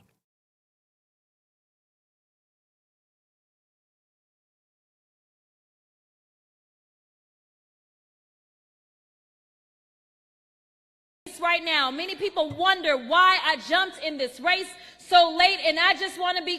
She was waiting to see if the Supreme Court would uphold the new districts that were passed by the state legislature. And once she was officially out of a job, she had no choice. If she wanted to remain in politics, she was going to have to run for something. Clear that this was never my intention. This was never about me. I never put myself into any of the polls. Yeah, but she's got a big sign with her name on it right in front of her. And her website is jasmineforus.com. Here comes the waterworks. Listen, my question was, which congressional seat would I be running for? And for Texas 30, I love you, Texas 30. What she loves is that paycheck.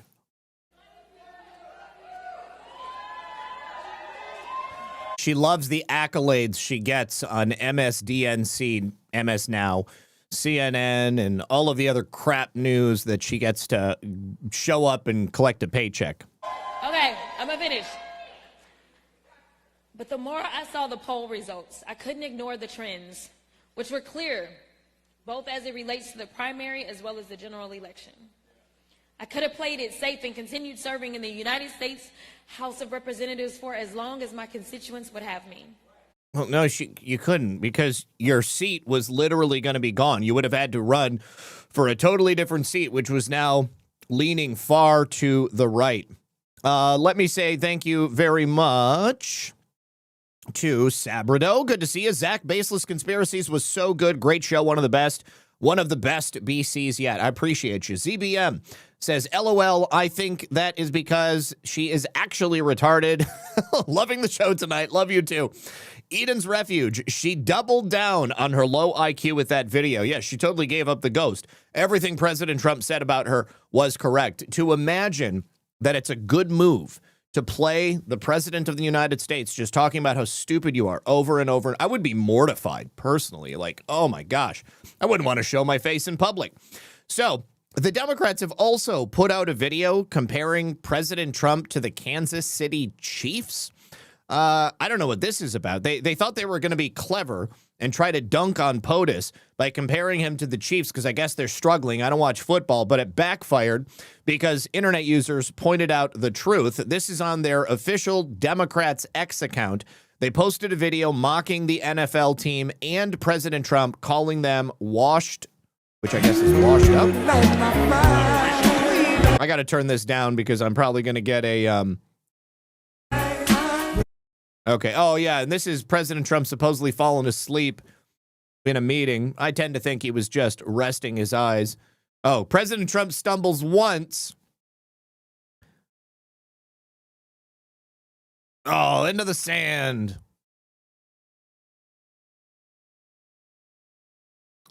All right. So they got 5 key moments where they could say President Trump is washed up. So the footage shows the lowlights of the Chiefs' 10-20 loss to the Houston Texans on Sunday night. That dropped them to 6-7 on the year, 6 wins, 7 losses.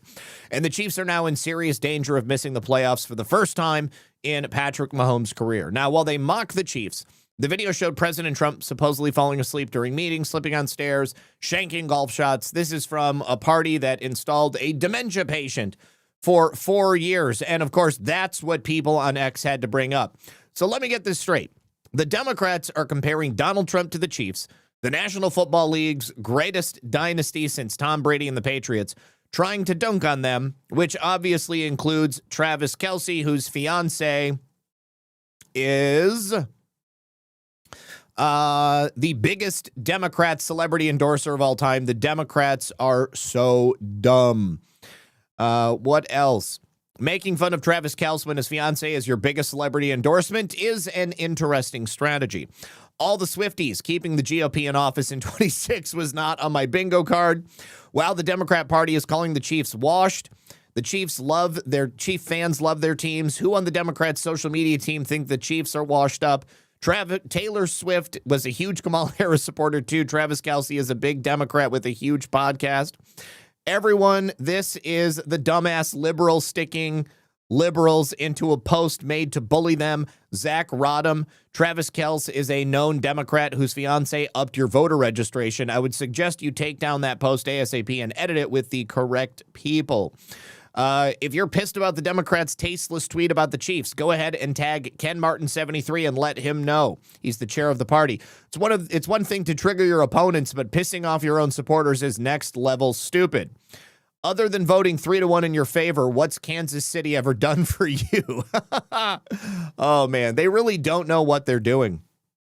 All right, now, President Trump was also accosted verbally by a fake news reporter in a roundtable event. Rachel Scott from ABC News tried to ambush President Trump during this roundtable, focusing on the economy with an inquiry about the September 2nd strike on that Venezuelan drug boat. So President Trump did not take kindly to it. He is savage in these meetings. Mr. President, you said you would have no problem with releasing the full video of that strike on September 2nd off the coast of Venezuela. Secretary Hegseth now says...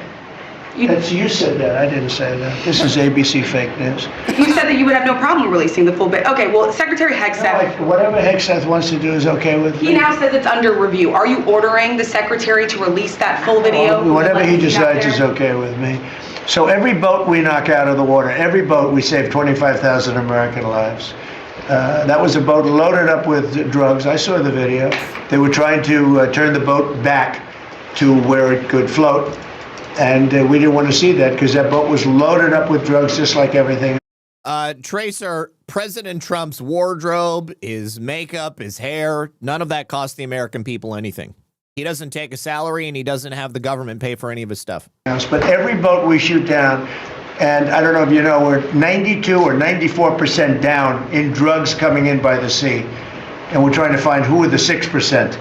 Because I don't know, people aren't liking to drive boats right now loaded up with drugs. But every single, think of that, every single boat we shoot out, on average, we save 25,000 American lives. Do you feel okay about that, Gordon? Keep us safe. Okay, I know my man. What about you? Are you okay with that? I'm totally fine with that. Are you committed to releasing the full video? Didn't I just tell you that? You said that it was up to Secretary Hegseth. You're the most obnoxious reporter in the whole place. Let me just tell you, you are an obnoxious, a terrible reporter. And it's always the same thing with you. I told you, whatever Pete Hegseth wants to do is okay with me. Listen, you ignorant slut. I've already said it. Why are you not listening? Now, I just want to show you guys something. We're not going to listen to the audio because I will get a strike over on YouTube. But this is what the Democrats are fighting for. In this video, it is a series of deceased young people. There are a death from drugs in America every 11 minutes. And I don't know if that's just young people or if that's across the board. But in this video, you have a bunch of bright young souls who are never going to live to see another birthday. These are kids who died from fentanyl. Joel Romero, 15 years old, fentanyl DUI. Alyssa Kittendorf, 17 years old. Kamani Gray, 13 years old. Callie Silvis, 21 years old. Ramon Aragon, Brooklyn Bowers, 19. All these kids are dead. Ella Sweeney, 20. You're wiping out a whole generation. Mia Van Houten, 16. J.C. Hinsey, 15. Tyler Williams, 13. Sean Hunter, 16. Every 11 minutes, they say, a person is lost. Look at this. Christopher Ferreira, 1 year old.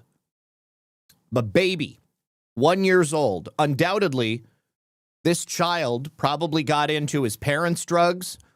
Maybe a babysitter had fentanyl on their hands and touched him. Maybe he crawled across it in a playground because the Democrats are perfectly happy to allow drugs to come into our country. But this baby and every single child you saw in this video is dead. They're never coming back. This is what the Democrats are fighting to continue. This is what they want America to look like.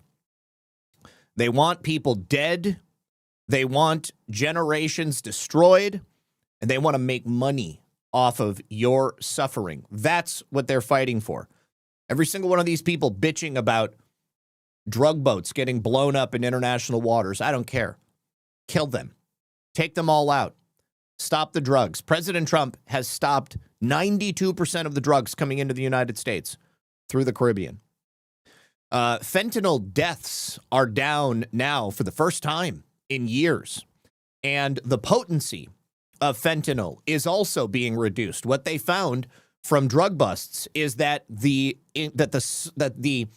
supply of fentanyl is such that drug dealers are being forced to lower the potency of the drugs that they are selling so that they can sell in greater quantities, which means that it's making it less deadly and less likely that people like these young people are going to die. But it's still killing people. Let me say thank you to Brian Murphy. He says, MC Zak, we are waiting for you to drop your album with those killer rhymes and fat beats. Word. Sue Spence, 21. Zak, I have listened to you for quite some time here and on Badlands. Thank you for the researched info. It's hard to believe things have been happening after decades of hope. God bless you, our president and the United States of America. Thank you so much, Sue. God bless you as well. And thank you very much for the kind words. I really do appreciate it. All right, now this is interesting. President Trump, during that roundtable yesterday, after the meeting, he was taking questions from reporters. He talked about Alina Habba, but he was also caught on a hot mic going after Republicans in the Senate because they screwed up and they forced Alina Habba to have to essentially resign her position. Take a listen to this in a rare, unscripted, and uncamera moment. Well, we need to get past this stupid commercial. But thank you very much to Sean Joe for the can. Thank you to Brewbark, who says, have we weighed in on 3i Atlas? Nothing can stop what is coming. No, I think 3i Atlas is simply it's just a comment. I don't think it's going to be, I don't think it's a UFO or anything like that. I think that the narrative that it's potentially a UFO is probably a psyop. They want people to think that something outside of our planet is coming, and it's maybe going to influence what happens here. The enemies are right in front of us. So that's why I don't even bother focusing on the UFO stuff. I think pretty much everything that they're presenting when it comes to that is basically a psyop right now. No Thanks Joe says, thanks Lisa and Zach. What happened to, oh yeah, there it is. These people are so dumb. God bless and be safe. Thank you so much. Also, Sean Joe, thank you for the cookie, and thank you for another cookie. All right, take a listen. President Trump in a rare hot mic moment. Hey, Jeff, Thank you, Chris. You know I cannot appoint anybody. Huh? I can't appoint anybody. They're unplugged. Everybody I've appointed, their time is expired. And then they're in default. So you heard him right there. Essentially, commiserating the fact that he's unable to get anybody in there. He says, of course, Grassley with this blue slip stuff won't let anybody go by. And by the way, the Democrats have violated blue slip provisions on a number of occasions. I can't appoint anybody. Everybody I've appointed, their time has expired. Then they're in default. Then we're losing. It's time for the Senate to get their shit together. Now, I know we have had quite a few recently, quite a few appointments that have been made, but the really important ones, like Alina Habba in New Jersey, Lindsey Halligan in the Eastern District of Virginia. I don't care about blue slips, and the American people don't care about blue slips. Let's get it done. ZBM says, I heard a woman at the store say to another person that in her kid's state, they found fentanyl all over a playground next to where she lived. Those sick demon bastards need to go. Yeah, I'm certain that there are people who do that on purpose. They want those kids to die, and they revel in the idea that they're out there causing the suffering that families and children and their friends are having to endure, knowing that they will never grow up, that they will never become contributing members of society. It's terrible. It's the worst thing I can imagine. All right, now let's head on down to Georgia. Georgia Democrat State Legislator Sharon Henderson. She was arrested on Monday morning and charged with defrauding the federal government. Henderson was indicted for COVID pandemic unemployment fraud. Federal grand jury charged Henderson with 2 counts of theft of government funds and 10 counts of making false statements. Now let's take a look at the DOJ release. In June of 2020, while she was a candidate for a Georgia House seat, Henderson allegedly applied for federal pandemic unemployment benefits, claiming that her current employer was Henry County Schools.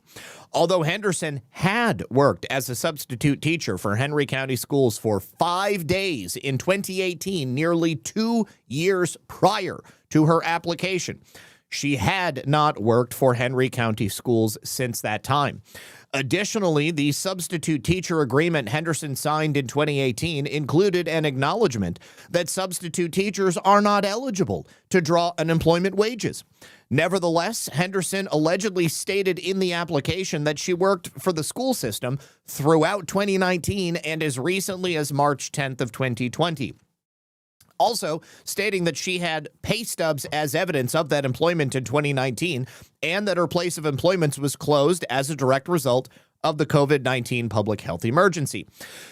She then allegedly submitted weekly certifications stating she was unable to reach her place of employment because of COVID-19 quarantine. She allegedly submitted 8 of those certifications in June of 2021 after she was sworn in and already serving as the state representative for District 113, which covers Western Newton County and part of Covington, Georgia. Henderson allegedly collected $17,811 in pandemic unemployment benefits, to which she was not entitled, as a result of false statements in her application and weekly certifications. Now, the United States Attorney Theodore Hertzberg for this district said it is shocking that a public official would allegedly lie to profit from an emergency program designed to help suffering community members. Politicians who violate the public trust and steal from the needy to enrich themselves will be held accountable. Sharon Henderson allegedly chose greed over compassion by fraudulently obtaining funds that were meant for those in need, some in her own Georgia House district. This is FBI agent in charge Paul Brown in Atlanta. We remain committed to find those who take advantage of federal programs meant to help those truly in need. An important part of the mission of the U.S. Department of Labor, Office of Inspector General, is to investigate allegations of fraud involving unemployment insurance programs. We will continue to work with our law enforcement partners to aggressively investigate these types of allegations. That's Matthew Broadhurst, the special agent in charge in the Southeast region at the U.S. Department of Labor within the Office of the Inspector General. Nobody is above the law, especially Georgia's elected officials. This indictment should send a clear message that theft of government funds intended for qualified citizens will not be tolerated. This is the Georgia State Inspector General Nigel Lang. GAOIG appreciates the efforts of our state and federal partners in bringing this case for prosecutions. Good. Glad to hear it. Let's go ahead and continue to prosecute every single public official in a position of public trust who has defrauded the federal governments, the state governments, the people of the United States of America. This is not an issue of party I don't care that this woman is a Democrat. I wouldn't care if she was a Republican. I would probably talk about it even more if she was a Republican. But simply exposing this Georgia state Democrat representative for the commission of fraud and lying to certify illegal funds that she was not entitled to, probably putting somebody else who truly needed them into a position of disadvantage, who was unable to get the assistance they needed. Who knows who lost their house? Who knows who might have lost their car? Who knows what other incidents may have befell a person who truly needed the assistance and was unable to get it. This woman was already receiving her payments from the state of Georgia for representing District 113, and she was still working to defraud the government. This person does not have any place in government, and I know that she's not alone. There are many, many other people just like her, but I want to take all of them down. I do not care about the party. I don't care about what they believe. All I care about is that the guilty pay. They need to. Now, we also, you know what, this is just a news clip about it. We don't need to watch it. There's nothing else in there. All right, now, the Department of Homeland Security has just put out a fact check on an article from the Salt Lake Tribune. Take a look at this headline. A Utah soccer coach was following exactly process to get legal status, but ICE arrested him anyway. The DHS corrects it, and they say that it's actually a Utah sodomite was abusing children, but ICE arrested him anyway. That's right. So here's the real story. The Salt Lake Tribune has completely lost the plot in their indefensible spin for a sodomite and child abuser. You guys know what a sodomite is. This is a person who is raping somebody anally. In this case, it was an adult that was raping children anally. Jair Celis Lucona has a criminal history for sodomy of a child and sexual abuse of a child. Lucona entered the U.S. on a tourist visa in July of 2007 that required him to depart by January 21st of 2008. On his green card application, he listed his occupation as a youth soccer coach. While illegally overstaying his visa, he was arrested for these heinous crimes against children. This predator has been placed in removal proceedings. If you break the law, you will face consequences. We are not going to give green cards to child predators. Once again, this is what the mainstream media and the Democrats are supporting. These are the types of people that they are hoping to protect. This man, Mr. Lacuna, is exactly the flavor and character of individual that they would love to have here in the United States. Well, I don't want people coming to the United States and overstaying their visas, and I definitely don't want people coming to the United States and overstaying their visas so that they can rape children. If you can defend something like this, then you belong in hell, as far as I'm concerned.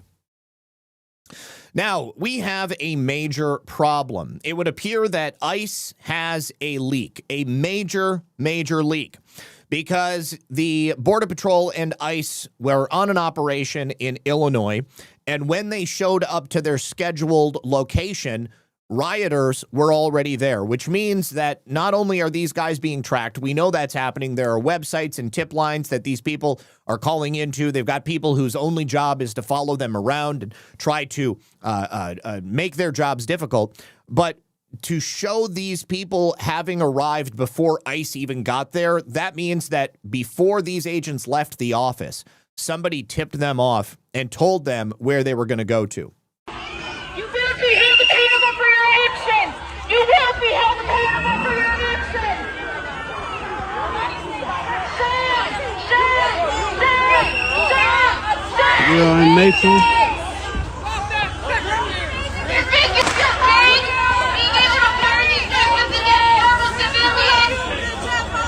You have to say we can go with the mainstream. SRT, let's move! Go back, go back! Do not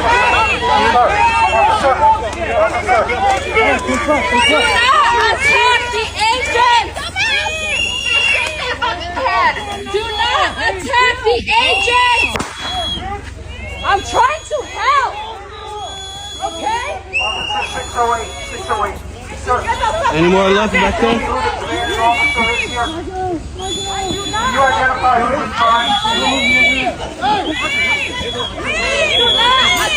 So these guys, they know exactly what they're doing. They're trying to make it impossible for ICE and for CBP to do their jobs. And when they're already surrounding the house that they agents are attempting to go to enforce these federal immigration laws, it makes it completely impossible. Now, in another location, at Elgin, Illinois, another mob of anti-ICE protesters pelted agents with snowballs and rocks so that they could protect a member of Tren de Aragua, a gang member.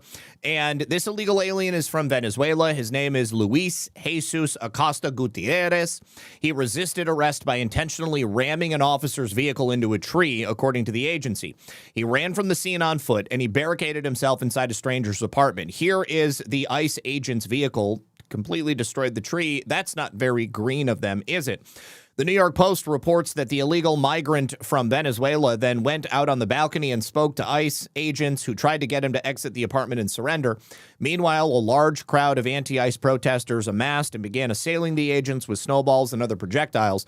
But DHS said local police refused to assist in protecting them. Eventually, Gutierrez was taken into custody, but it took several hours of negotiations. Tricia McLaughlin said this suspected TDA gang member was not only released into our country by the Biden regime, but also granted TPS, temporary protected status. This yet again underscores the serious lack of vetting by the Biden regime on the millions of aliens they allowed to come into this country. But thankfully, under President Trump and Secretary Noem, this administration terminated his TPS, arrested him, and removed him from our streets. We are grateful all of our officers are safe after yet another vehicle was used as a weapon against them and more rioters threw rocks and bottles at them.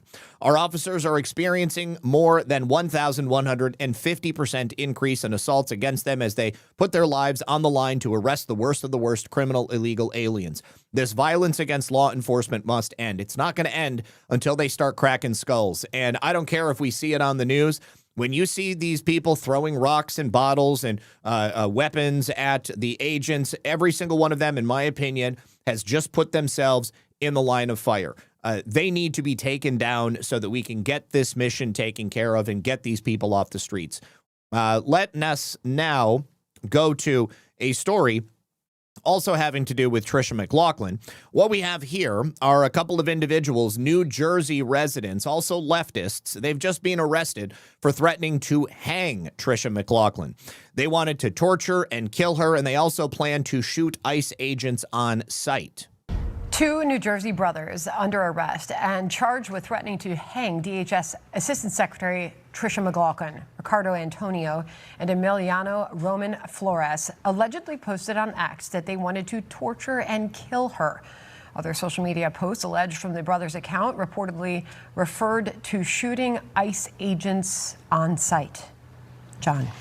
Well, they are behind bars, thankfully. President. Keep talking. Keep telling everyone what you plan to do because it makes us that much easier to arrest you. Now, yesterday, we learned about how easy it was for Somalis who don't speak English to come to Maine and get themselves a driver's license, even if they had previously killed somebody in an accident on a roadway in their home country. But in this undercover recording, a government employee admits that non-citizens in the state of Maine can register to vote online. Once they register to vote, one would hazard a guess that they probably do. I have a friend that's in Lewiston, and I just helped him get his driver's license and everything. What's the process to get him registered to vote? There is an online version that you can do if you go to the Secretary of State website, and he can register right online there. Okay, driver's license or some sort of identification, or he could go to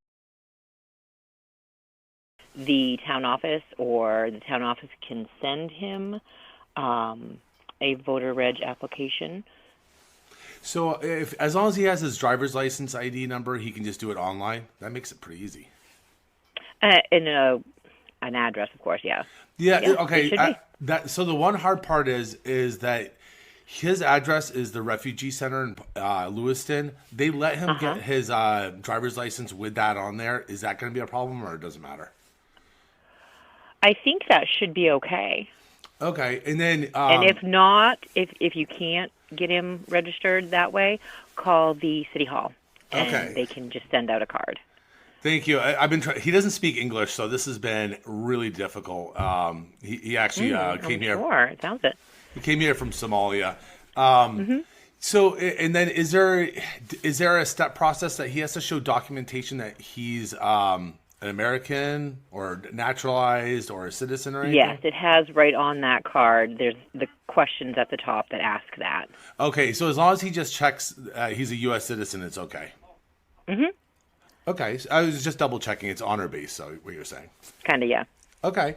Kind of, no, it's all 100% honor based. So this woman, if she's not a total moron, understands that the insinuation is this guy is not actually a citizen.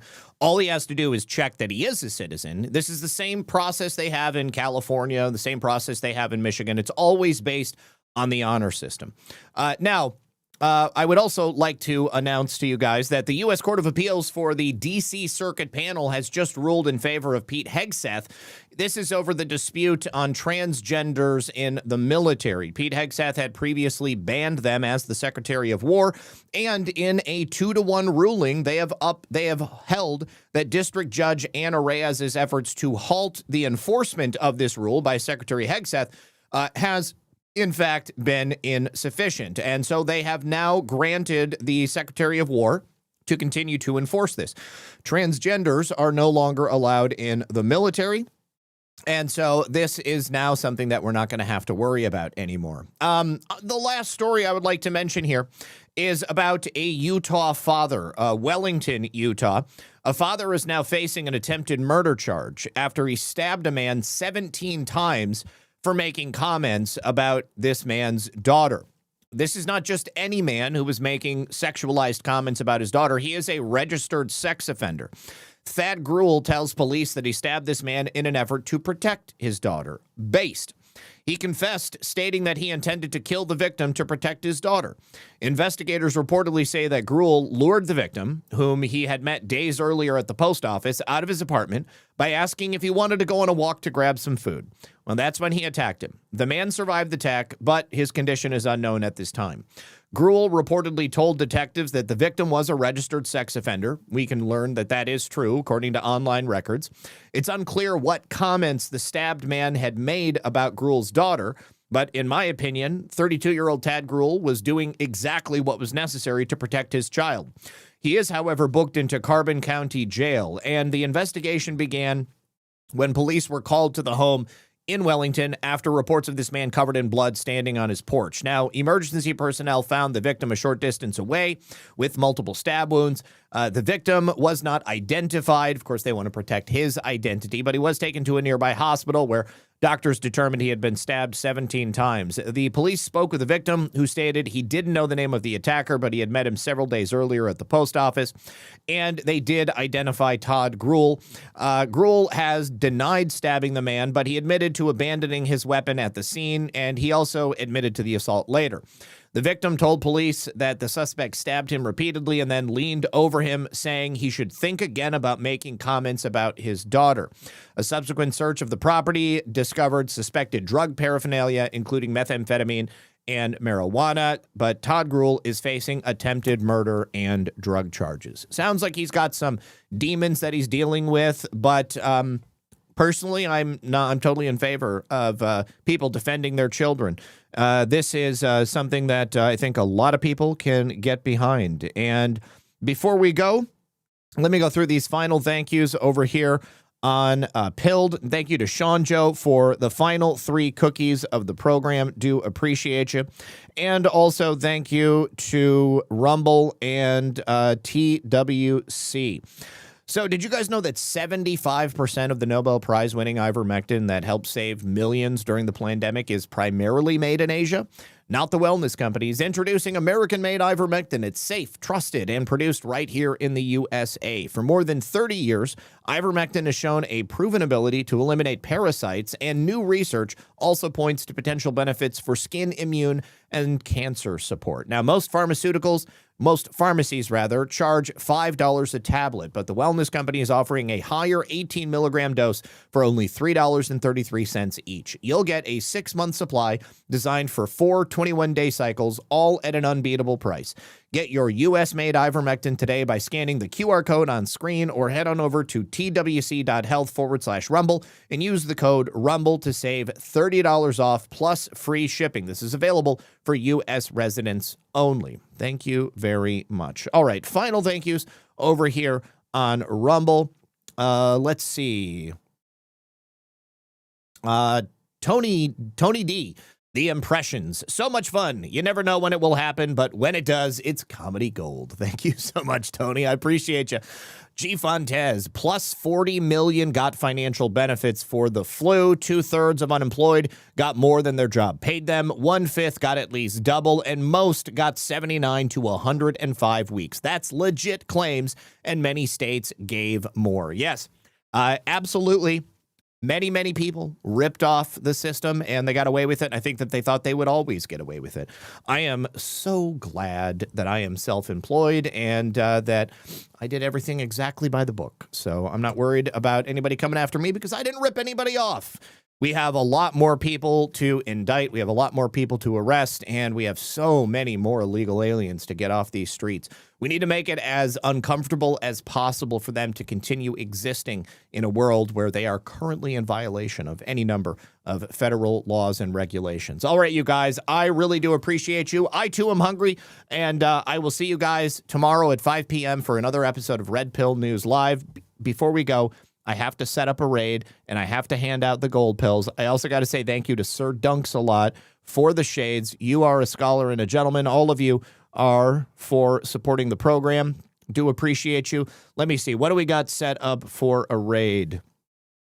We can do... We will say... Okay.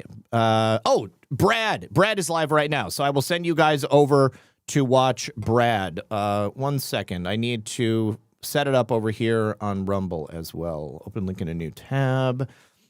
And yeah, go say hello to Brad and Abby for me. Why is this not working? Wow, my freaking... Okay, I can go this way. Brad and Abby live right now. Okay. /raid. Please say hello to Brad and Abby and tell them that I sent you. All right. Good luck. God bless. I'll see you tomorrow, 5 p.m. right here. Peace.